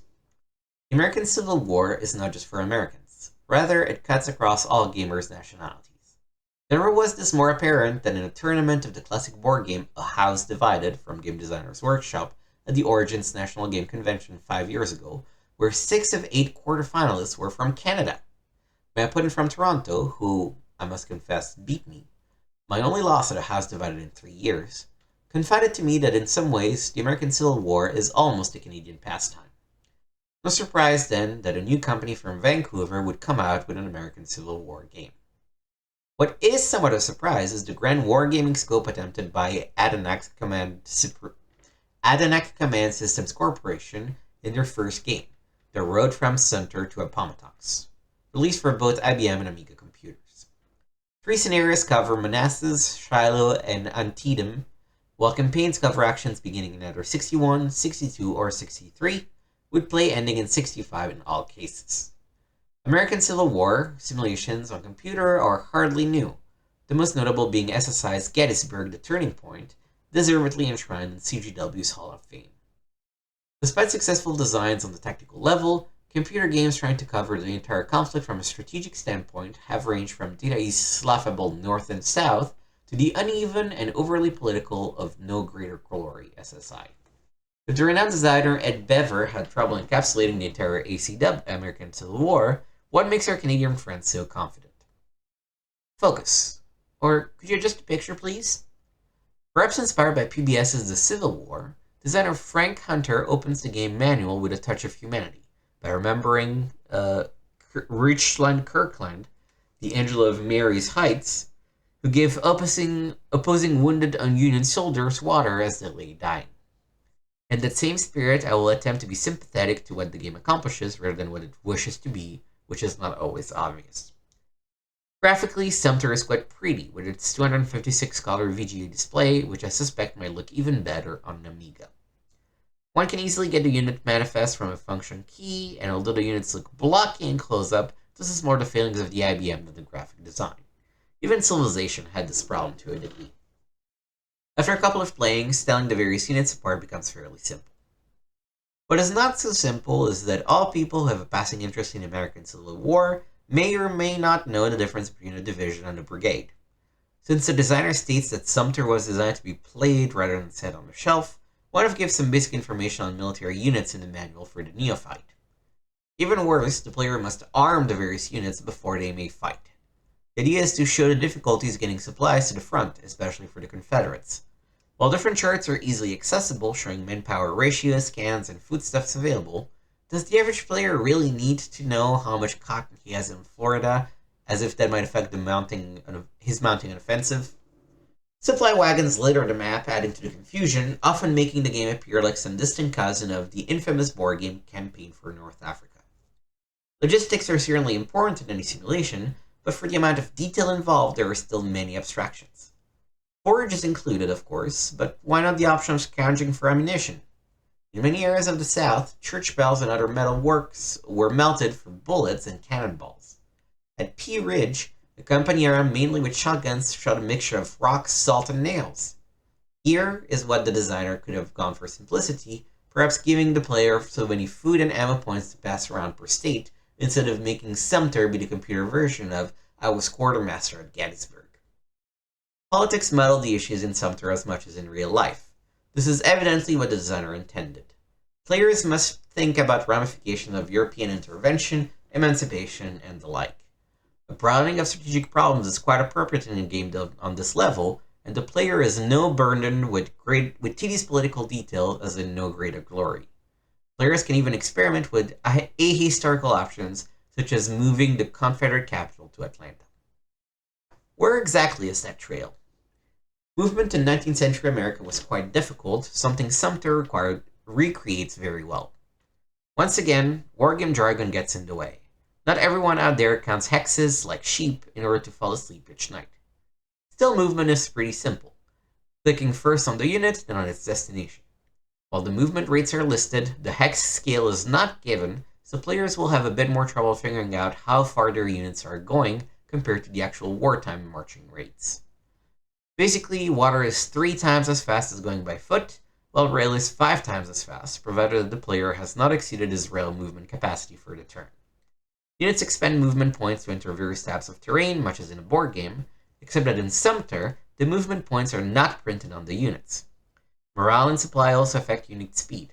In practice, the movement rules work well, providing a degree of uncertainty as to when units will reach their objectives, making for interesting campaign decisions. As in some SSI games, units will sometimes act on their own initiative, retreating or entrenching in the face of the enemy. Sea movement is very detailed, with separate rules governing river or ocean sailing ships.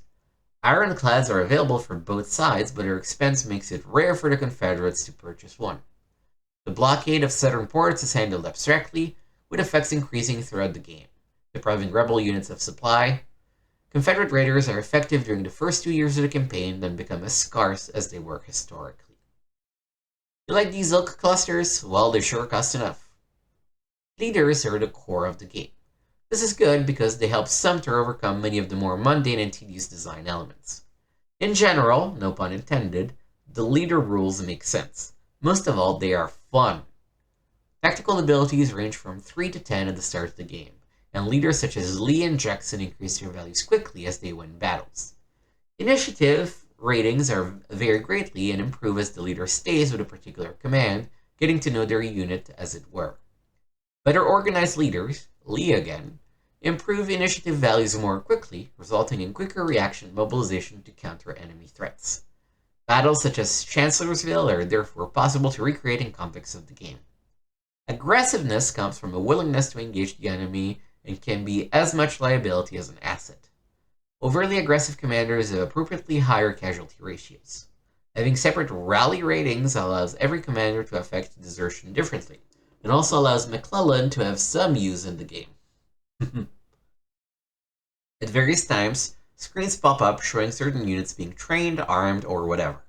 A dynamic leader in a high-profile area such as Washington, D.C., gives the player the feeling that he's accomplishing something between battles. The player may also reassign leaders and promote leaders as they have accumulated enough promotion points.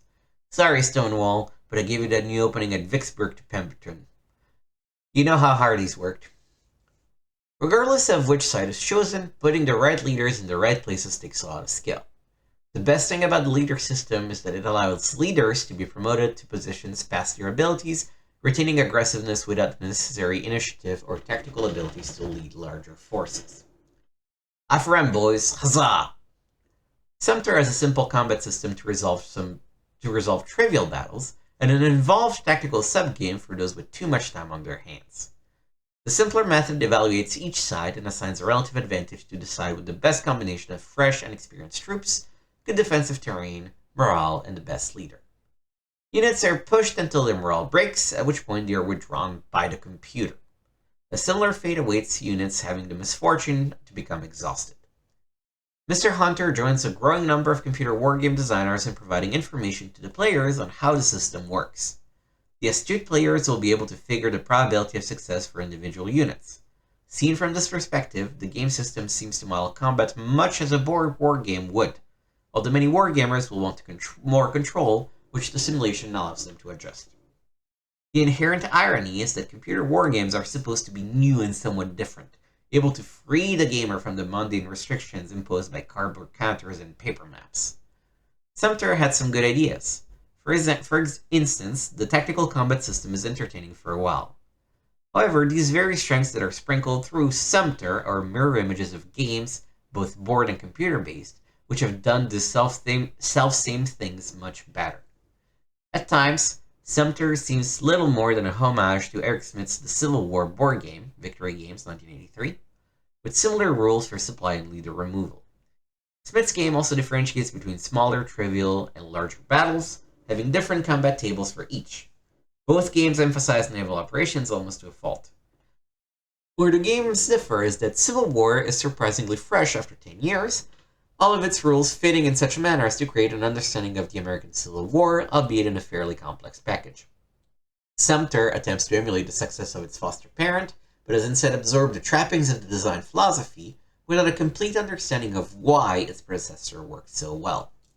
Nowhere is this more evident than in the tactical combat resolution game, where that ancient ogre Fog of War rears its unwholesome head. When deployed, units cannot see the enemy until they move adjacent. Fair enough, but there are enough rules covering intelligence that exceptions could certainly be made, especially since choosing when and where to fight was a great deal of Robert E. Lee's genius, except at Gettysburg, where he was without the eyes of his cavalry.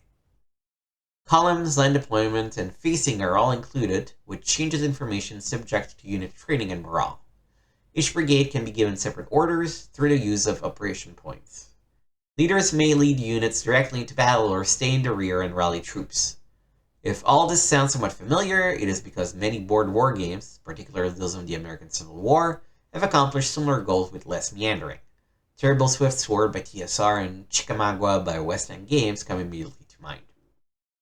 From a computer game perspective, SSI's American Civil War games have a much more authentic feel, particularly in the command area, where to overcome uncertainty, the player must think differently than a board war gamer.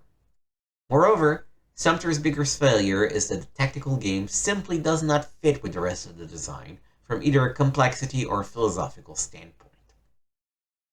Tough time of it today? Yep, like him tomorrow though.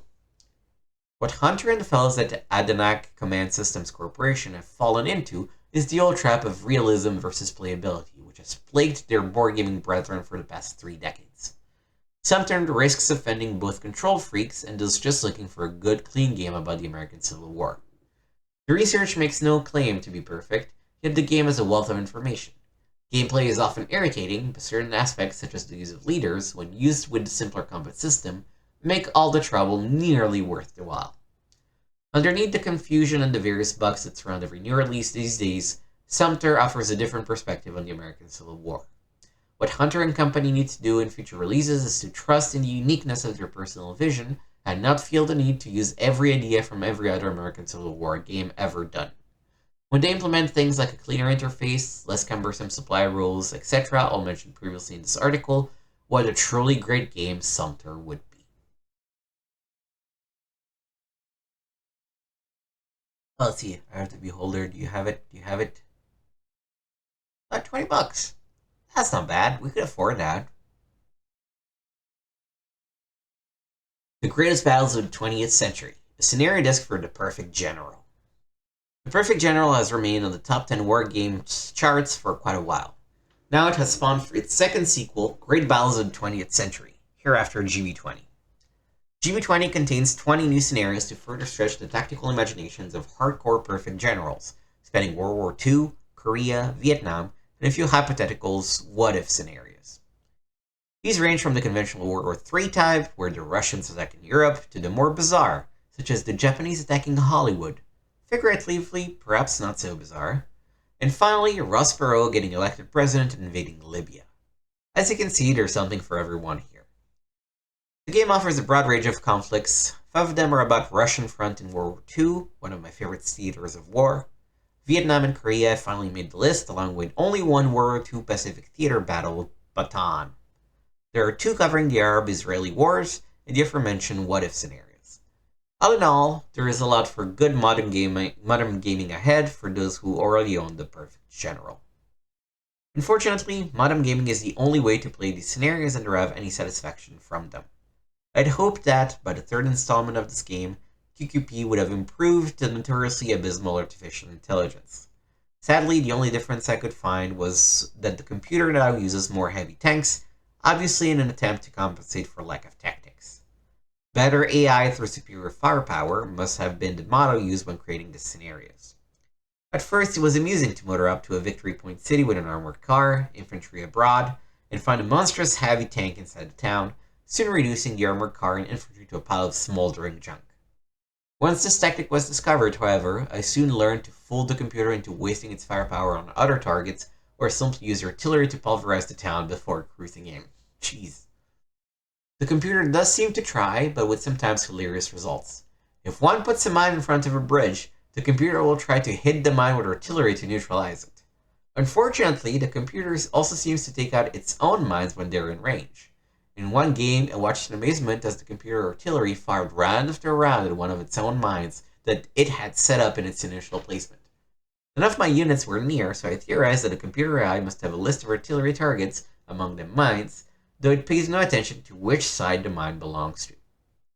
I don't want the player to come away from this review thinking the scenario disc is bad. In spite of the dense AI, there is plenty of value here. First, Vietnam finally breaks into the perfect general wargaming world. The 3 Vietnam scenarios are fun to play, especially Long Binh, where the Viet Cong player has only infantry, bazooka, engineers, or light artillery to choose from. Those wargamers who want to buy a lot of Panzers will relish the thought of using 325 build points as the German player in Stalingrad, or 350 points in the Moscow push. Finally, there is the big ugly brother of all Panzer battles, Kursk, where the German is a mechanized nirvana with 372 build points, 400 in the long scenario. I have no idea what any of that means. I really must get into board gaming to make any sense of that, huh? Finally, the what-if scenarios provide some comic relief, and in one case, the Hollywood Dream, a real nail-biter of a game. Previously unmentioned, but failing into this category, are Operation Sea Lion, German invasion of Great Britain, and Shenyang, Soviet Union invades China. Both are a hoot, with seesaw battles that can go either way. I've played the Perfect General in its scenarios via modem more than any wargame on the market today. The modem setup is clean and easy, the graphics pleasant, the sound satisfying, and the interplay superb. However, it's time for this venerable warrior to get its facelift. Rumors about a Perfect General 2 with much improved AI and a few much needed new units. Editor. Indeed, Andrew Vischer of Solitaire's Journey fame is diligently working on PG2, and we hope to see the product by Christmas of this year. Meanwhile, GB20 will provide more fuel rations to nourish us starving grunts until that promised feast. Mapping the future. Board and computer wargaming link through aid.com.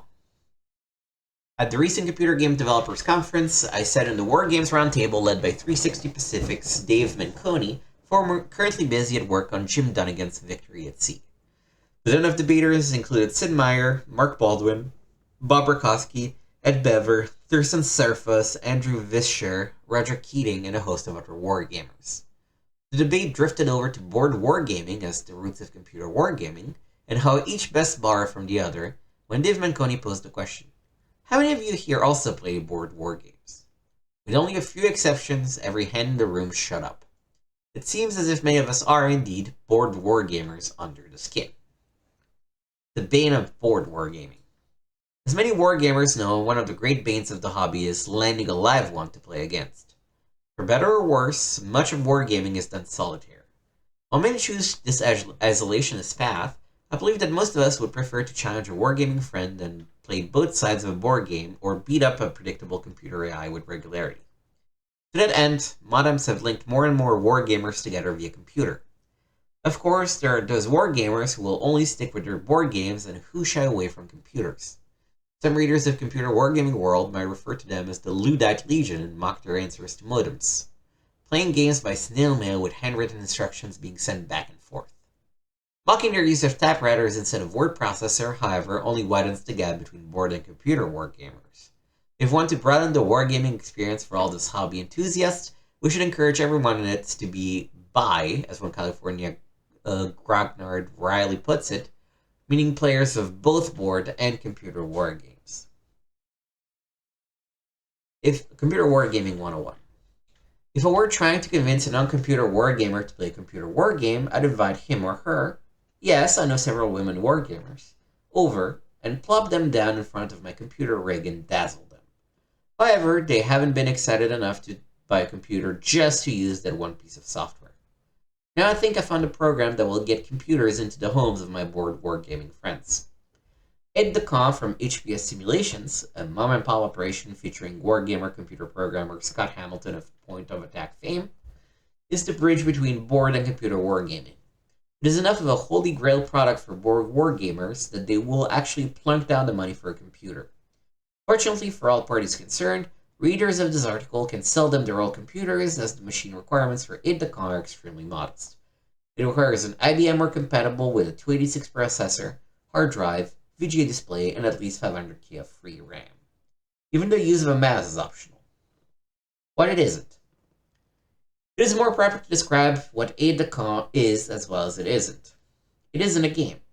It's a do-it-yourself wargame kit on a disc. With that, users can easily create computer versions of their favorite board wargames. It's a snap to design board wargames with a computer assistance using Aide de Camp, and it can be a great tool for players playtesting them too. Board game variant freaks like myself can enjoy the power of programming what-ifs into their board gaming experience using Aide de Camp. What if a stack of new units I just invented appeared along this road? What if these armies had met 20 miles further south? Possibilities are limitless, and the tools in this program are powerful enough to deal with them all. When a map encounters from a board war game have been translated into Aide de Camp, or invented completely from scratch for all the wannabe wargame designers out there, the game can be played. The action is performed in a traditional I go Hugo sequence, but the program comes with no artificial opponent to play against. Instead, as one is performing their move, the game is filmed and saved as a file that can be transmitted either electronically via modem or through old-fashioned snail mail to another wargamer who owns a copy of Aide de Camp. That player then reviews the opponent's last move, carefully studying the film to see that no unit exceeded its movement allowance and the proper combat results were applied. Then the player performs turn, saves it, and sends the file back. Map maker, make me a map. When I received Aide de Camp, it was a blank slate. So for the tutorial, there was nary a map or counters available for me to slam into the disk drive and start playing. Although this may soon change as HPS Simulations deals with board game companies to convert their products to Aide de Camp games, one must now create the game they wish to play before playing it. Step 1 is to create a map. Both the maps and counters are created by way of a rudimentary paint program built into Aide de Camp. It is here one notices that the interface is painfully antiquated. This keeps it consistent with the packaging, documentation, tutorial, and 16-color palette, which are all safely to the rear of the industry's state-of-the-art. However, I've seldom met a wargamer who was ever put off from playing a game that had a less than scintillating look to it, or a slightly longer learning curve than it should lead to an ideal world. To the true grognard, the game is the thing, and after the time is invested in mastering Aide de Camp, the game rewards are there in spades. The map is created in hex squares. However, later revisions of Aide de Camp have graphically enhanced the map to lose its squarish look and take on the comfortable hexagonal-looking pattern which wargamers have come to know and love. Terrain types are defined by name, one paints them in 3 different sizes. These sizes represent their presentation at 3 different map display zoom levels. No values are given for terrain, such as movement or combat effects, so the player will have to be honest with each other when considering terrain effects. After terrain is placed on the map, each hex can have a secondary terrain type objects placed there, like a town or a resource or whatever one cares to create, hex sides such as rivers, and hex-to-hex lines such as roads that can be defined and location names can be typed in. When completed, it is easy to end up with a map that is quite pleasant to look at, especially when the counters start to dance on it. With a single game on Aide de Camp can be as large as 30,000 hexes, there can be up to 10 paper maps represented on the display at once. Players of War in Europe or Europa will be happy to hear that. Even if that isn't enough, the system still makes it easy to maneuver pieces between multiple games of the ADC. Thus, my Panzer division can move from Russia to France by simply deleting it in this game and adding it to the other. It's a snap. Counterbalance. Similarly, the counters are made up by painting them in 3 different levels, one for each zoom display. In addition to the counter's face, 6 numeric values can be typed in for every counter created. They could represent movement, combat, range, etc., and can be raised and lowered on the fly during play. For those games where units are limited to a force pool, the feature has been built into Aide de Camp as well. However, I found that when I remove a unit from the map, it doesn't return it to the force pool. I have to re-add it. Aside from that nuisance, games like Advanced Third Reich or War in Europe greatly benefit from the inclusion of this feature. Or for a wild variant, it is easy to play without force pools and build unlimited quantities of whatever unit type is desired. Getting around the battlefield. Movement is usually done in tactical mode, where a unit's path is defined hex by hex and filmed for one's opponent to observe. Those wishing to move greater distances, by rail or sea, say, or with some trust of their adversary, can opt to move pieces by strategic movement. This move entails picking up a unit and then seeing it teleport to its destination, thus skipping all of the intervening hexes. Strategic movement can be a real time saver. Generally, after movement, the combat phase usually ensues. Note that it doesn't have to be that way in Aid the Camp. At any time, one can roll a die, or several dice from 199 sides each. After a die roll, it is usually a good idea to type in a comment, which can also be done at any time. They are particularly useful for explaining what one is doing after combat, i.e. retreating, taking losses, etc. Combat is a flexible mechanism of die rolls and comments, and one can easily make it work with most any combat system, even ones with multiple rounds and die rolls per round. Sem Peckinpah, eat your heart out. For every combat result, a summary is displayed at the bottom of the screen. It shows the number of attacking and defending units, plus a calculation of the various total points on each side. These totals don't take into account adjustments for supply, terrain, forts, etc., so the players will have to do that math on their own, as if we're not used to it. After this is done, the replay shows all the moves, units, and unit battles, and unit actions that have occurred on the map from the time the last replay was shown. In other words, the other player's moves and combats are shown to the non-phasing player, along with the results that they applied them. Watching this film of an opponent's move is an absolutely absorbing experience, and one I recommend to other wargaming highly. Cute little mnemonic devices are included in the program which remind players of which units have moved and fought this turn, so one can keep from accidentally moving or fighting with the same piece more than once per turn, if that is the rule of the game being played. Like the replays, these can be clear to conserve memory when saving the game. Once a player's turn is done, the game is saved and the file can be transferred to the next player. Note that each participant must own a copy of Aid the Camp and whatever board game they are playing. The file size for a save game of a house divided is only about 2K. This means that wargaming by email over networks such as CompuServe, Genie, and American Online can be very practical. The Wannabe Wargame Designer's Kit. Another way to look at Aid the Camp is as a creation kit for wannabe wargame designers. With it, original maps and counters can be created along with force pools, etc. One can then create their own rules, terrain, and combat effects on paper and test the system out. If something doesn't work or playtesting discovers a change that needs to be made, it can be done simply and easily. The best part is that a would-be designer can playtest his games by email with interested grognards everywhere. After it is thoroughly polished, perhaps it can even be submitted for publication in print. Dispatches from the Emperor. The best part is that one doesn't necessarily have to draw the maps and counters to every game they want to play to use Aid the Camp. Not only will regular opponent divide up the work, I'll make up the Panzergruppe Guderian game if you do the Stalingrad Pocket, but certain wargame companies are already joining the bandwagon and creating Aid the Camp PBEM discs to support their board games. As I write this, I know that The Gamers has signed on and several others are nearly aboard. Keep in mind that this program is not for beginners. There is a high learning curve involved at the outset, particularly for the graphically and artistically impaired. Those who have memorized the rules to a monster war game, however, should have no problem handling Aid the Camp. Not only is this the kind of program that makes so much sense that one wonders why it wasn't invented before, but now that it has appeared, I predict it will have a major impact on the board wargaming hobby. I honestly believe that Aid the Camp is a piece of the grognard's holy grail and has built a bridge that boards and computer wargamers can cross freely. For any board wargamer with an IBM computer, and preferably a modem, Aid the Camp is a must-have product that will change the way you play wargames. Frankly, I'm glad to see these two sides of my wargaming hobby merging closer together. At first, some wargamers became a little bit schizophrenic when they sit down and play board games solitaire, by playing their best for both sides. Next, the schizophrenia continues switching between playing board and computer wargames. Now, at least, some of this is coming to a happy ending, as Aid the Camp makes connecting up and playing electronic board games a reality. One Day in the Life of Velikie Luki.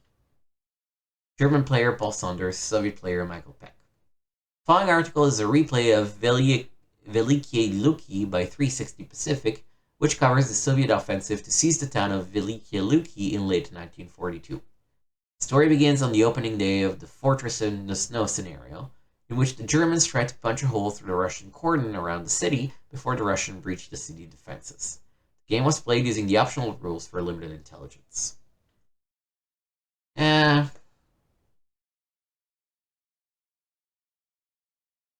knowing the game, I don't really understand what this is all about. The Mortar Harrier, climbing aboard Microprose UK's jump jet. The Harrier, with its complex flight models and unique military role, has been underrepresented in computer simulations. Suddenly, like salespeople on the scent of money, several versions are showing up at once. One has already been released by Denmark, while another is the subject of this review. Named Jump Jet, this is the latest flight sim to be designed by Microprose UK. In JJ, one flies either an RAF GR-57 or a USMC AV-8B through day and night missions and practice flights, single sorties, a single day's worth of flying in any arena, to a maximum of 8 missions, or one of 3 campaigns. Campaigns can be conducted in the Falkland Islands, Hong Kong, or Nordkap for up to 10 days. Upon completing a mission on any one day, the player is provided with an update of his site's progress. A word about the choice of Hong Kong as a potential flashpoint is necessary here. This was an inspired selection by Microprose UK, especially in light of present-day tensions between the UK and China over the status of the UK colony. Of the campaigns offered, Hong Kong offers the most imaginative arena. For example, one will observe a wide variety of esoteric aircraft, including the Jian-6, the Chinese MiG-19, the Shenyang J-8 Finback. Realism takes a back seat on many occasions, though. For example, flying in the Falklands, one might be asked to strike against an Argentine aircraft carrier based off the north shore of the island. Of course, this never happened in the actual conflict, and the Argentine Navy refused to get out of bed post Belgrano. However, as a game, it does spice things up a little. Missions don't require long flight times because the player is based in a hide. Hides are, of course, forward air bases which can be, hidden, situated amongst a cluster of trees, for example. Thus, the action is forever available on the player's doorstep whenever one is ready to blitz into combat mode. As with most Microprose simulations, the player can alter the difficulty and realism of a number of factors such as the flight model or the enemy. Other pre-mission factors includes reviewing pre-selected waypoints on a tactical map, reviewing pre-selected targets, selecting one's armaments, or reviewing orders. Then it's into the cockpit and away from either a carrier or a ground base. The flight model appears to encompass most of the aircraft's structural characteristics and meets all of the basic aeronautical demands. The stall model and the convention from vertical to horizontal flight is competent, with reference points remaining constant during the process.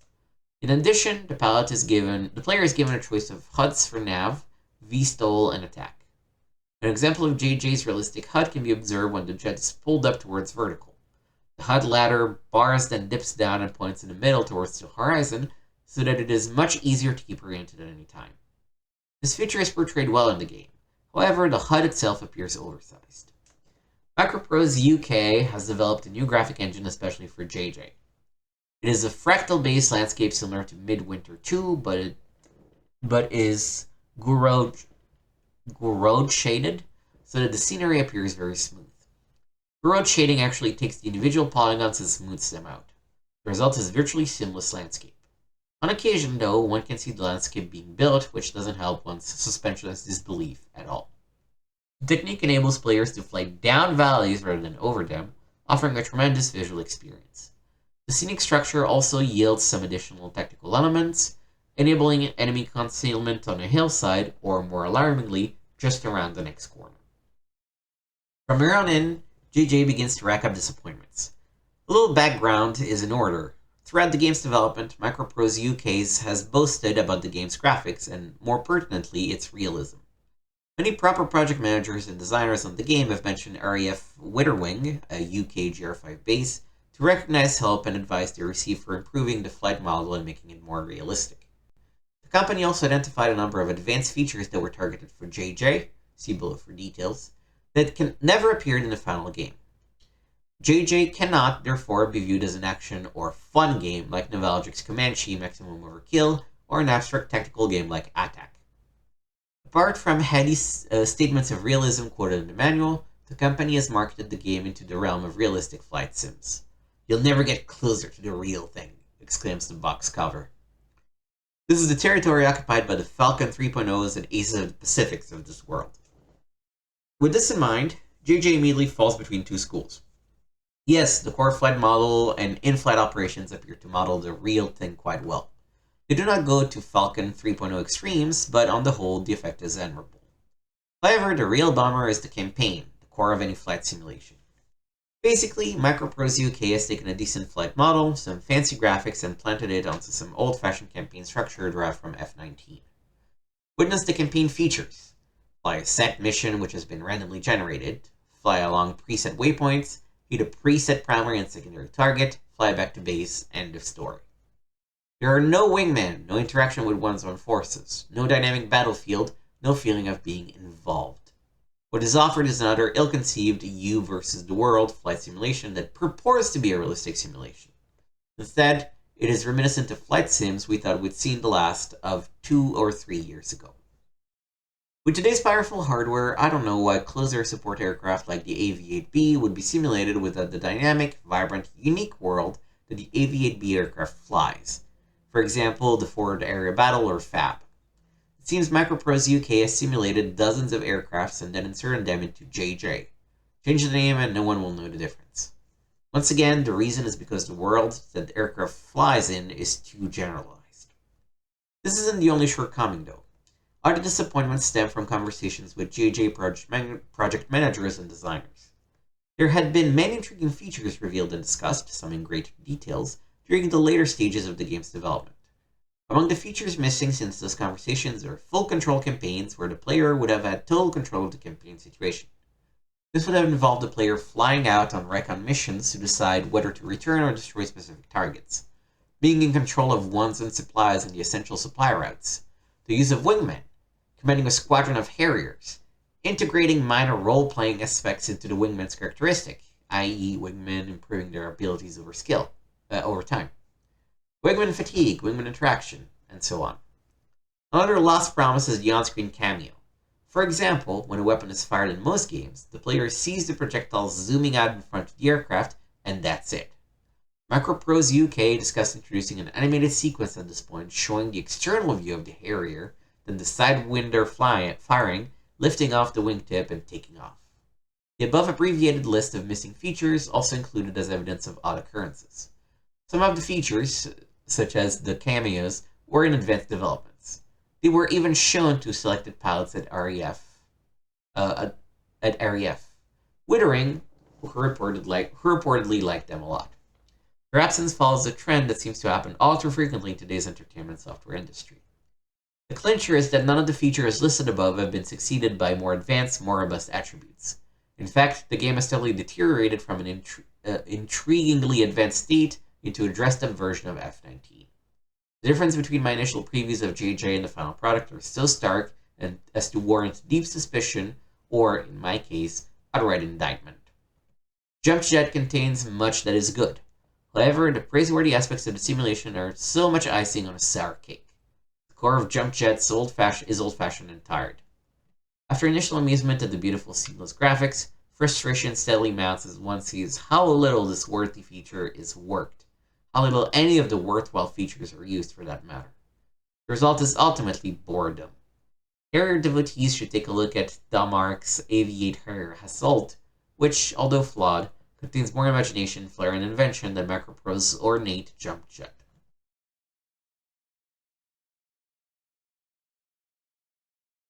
Taking a peek. Azeroth. Dr. Jam. This program artificially injects the musically impaired with a little soul. Its sort of features will have even the most tone-deaf wannabe playing decent-sounding stuff. One can choose from a number of predefined style, i.e. country, techno, pop, reggae, then play up 4 different instruments using the keyboard. Of course, the user can twiddle with all the elements, changing rhythm, editing drums, changing the key, instruments chord, etc. It's lots of fun if one is so inclined and sounds wonderful, especially with a general MIDI soundboard. Though the user's creation can be recorded and saved for future playback. It can have this white voice playing funky music. It can probably do wonders in the hands of someone with the slightest bit of talent. IBM, $99. So are these out? Or I guess they must be. Brotherburn Software. Where in Space is Carmen San Diego? Apparently driven from the Earth by hordes of young sleuths, Carmen San Diego has taken to the stars and has taking stars for a prudent pleasure. Gamers ages 12 to adult once again don their Acme detective badges and blast off after Miss Universe in an attempt to recover stolen astronomical phenomena from Carmen and her 14 vile agents. This is definitely the most colorful and wackiest game of the Carmen line, offering 50 digitized NASA images and dozens of goofy animated cartoons. As per Carmen's style, the game package included a book, this time the Peterson First Guide to Astronomy, and an online database which players will scour in search of the clues needed to nab Carmen and her gang. Another option, Star Search, offers an interesting part of the game where players scroll around an actual star chart, which illustrates the major constellations. For those new to astronomy, this aspect of the game provides an excellent introduction. With its extravagant graphics and crisp user interface, there isn't a better way to learn one's way around the solar system.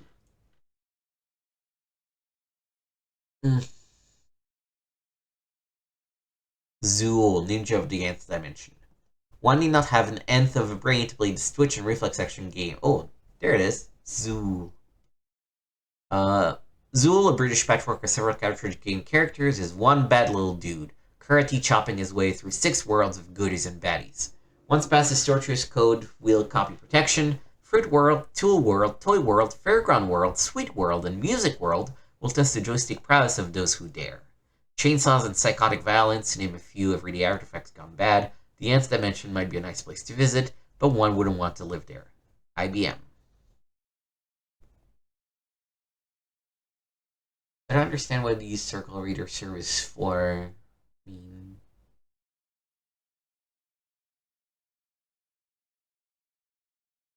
That's fine. We don't really want to read any of these.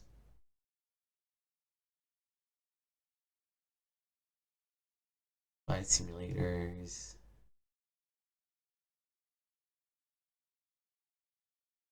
Razzle dazzle.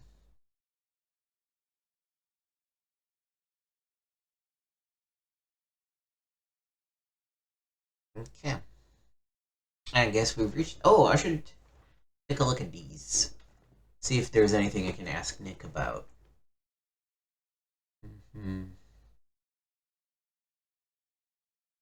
King's Quest 5. Oh, that's cool. I have 4. But I guess maybe King's Quest 5 is a better game than that. What do we have? The Bard's Tale, Chess Master, Dungeon Master. What's new in these? Wow, these are really old games. Huh?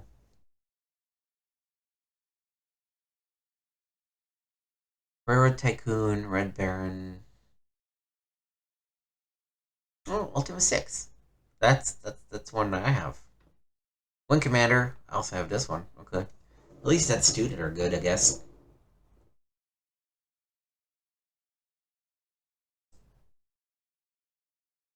Top 100 games. Civilization number 1. Ultima Underworld number 4. Yay! X-Wing, yeah, that looked good. Wing Commander 2, Monkey Island 2, LeChuck's Revenge. Wait, there's an Ultima Underworld 2 already? Wow. They move fast. Role-playing Underworld, Ultima Underworld 2. Monkey Island 2. Festival of Glory. King's Quest 6 is out already. We have only 4.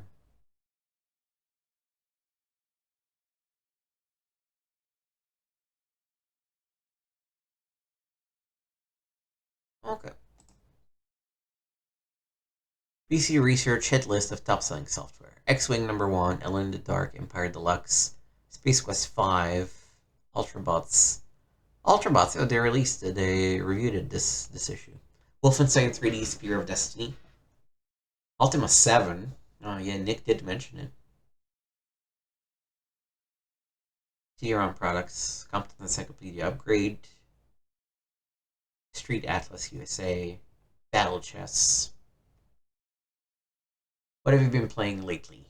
X-Wing, Civilization, Empire Deluxe, Gary Grigsby's Pacific War, Ultima 7, Ultima Underworld 2.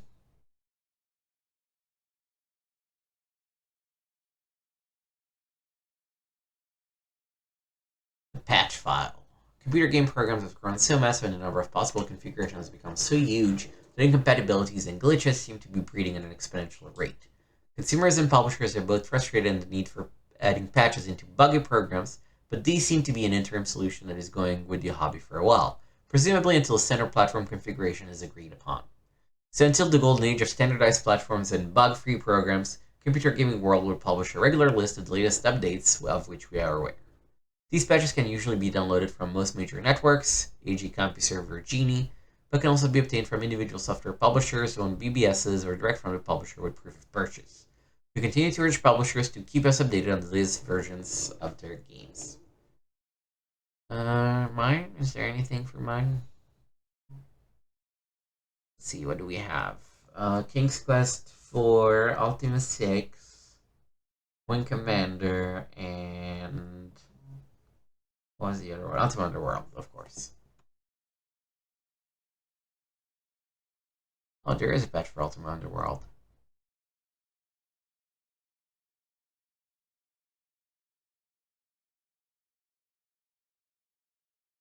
We should contact the company and see if I can get it. Maybe I should ask Dad if he can download the patch and save it on a disk, I guess. The Buffalo New Tinseltown. Entertainment software enters the Hollywood era. Although the full convergence of the entertainment software and motion picture industries may not occur for at least another 6 to 10 years, pre-production work seems to have already begun on the corporate side of the fence. James Cameron, master of special effects for Terminator 2, recently announced the formation of a new company to create a digital studio. The idea is to rely more on computers to handle the special effects burden. This announcement began to generate renewed speculation about building 3D models of actors and sets for inexpensive post-production work. Cameo shots for sequels where the actor-actress who don't want to take the time to appear but might let their image be used at a reduced price. It also initiated discussion about the possibilities of parallel production for computer video game development, allowing reuse of properties and talent for interactive versions of films.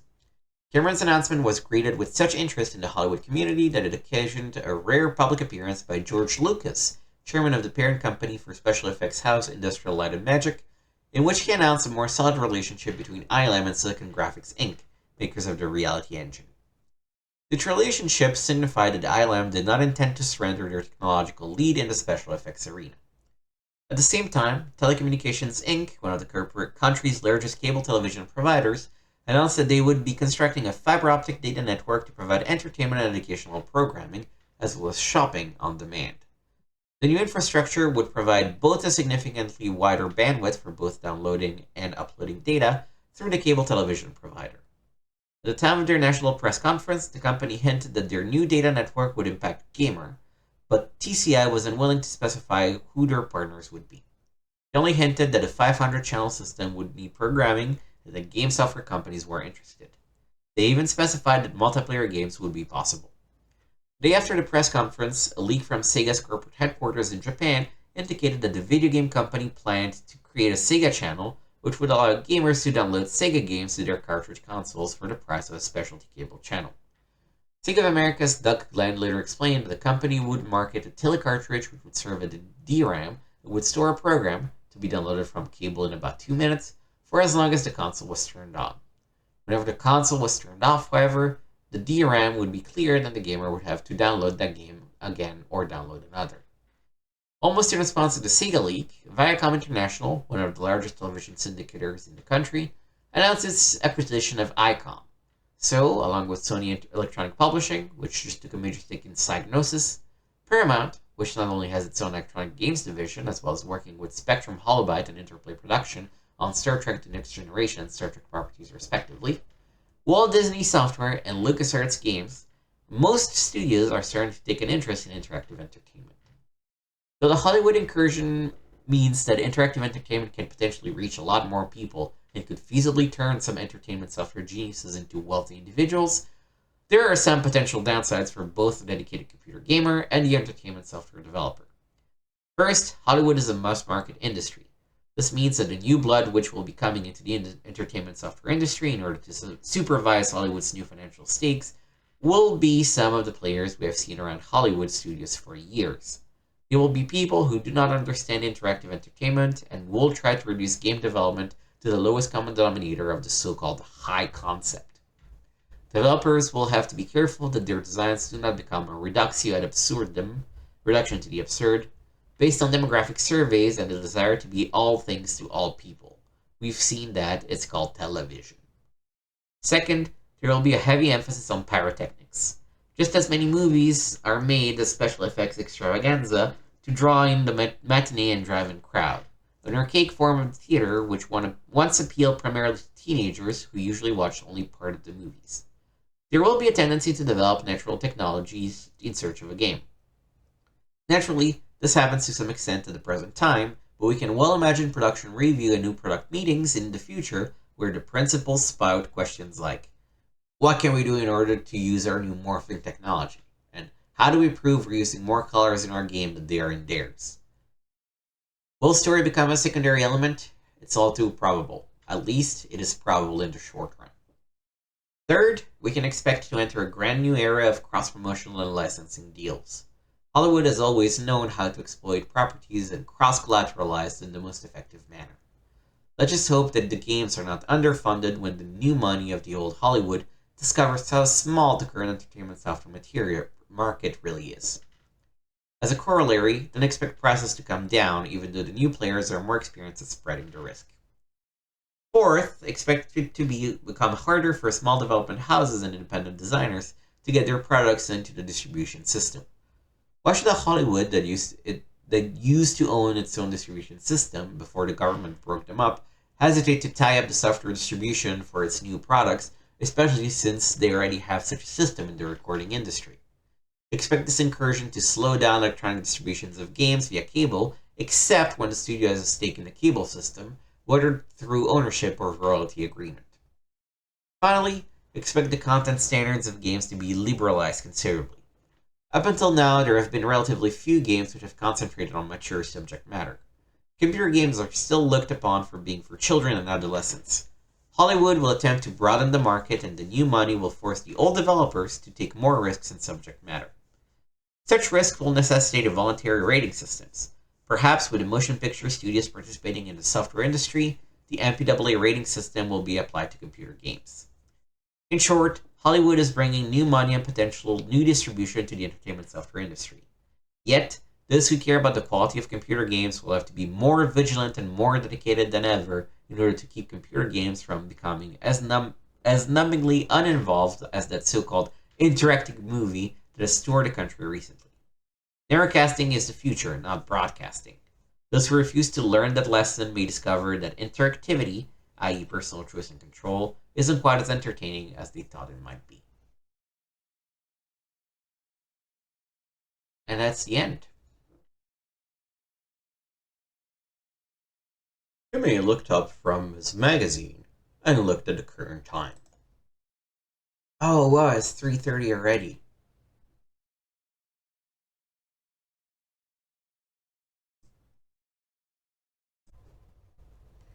Alright, that's enough reading for today, said Timmy. I should go to John's house before it gets too late. Oh, I should make sure to call before I show up, though. After putting back the magazines, Timmy approached Mr. Potter's desk to ask him whether there were any phones he could use on site. Why, yes, we got a payphone near the entrance. It will cost you $0.25 to use it, though. Okay, thanks, said Timmy. He considered it for a brief minute, but decided his cash stash was low enough as is, and home was only 5 minutes away. Money was short, but time was plenty. Also, he might go and say hi to Tommy at his summer job on the way. Having made his choice, Timmy left the library and hopped onto his bike once again.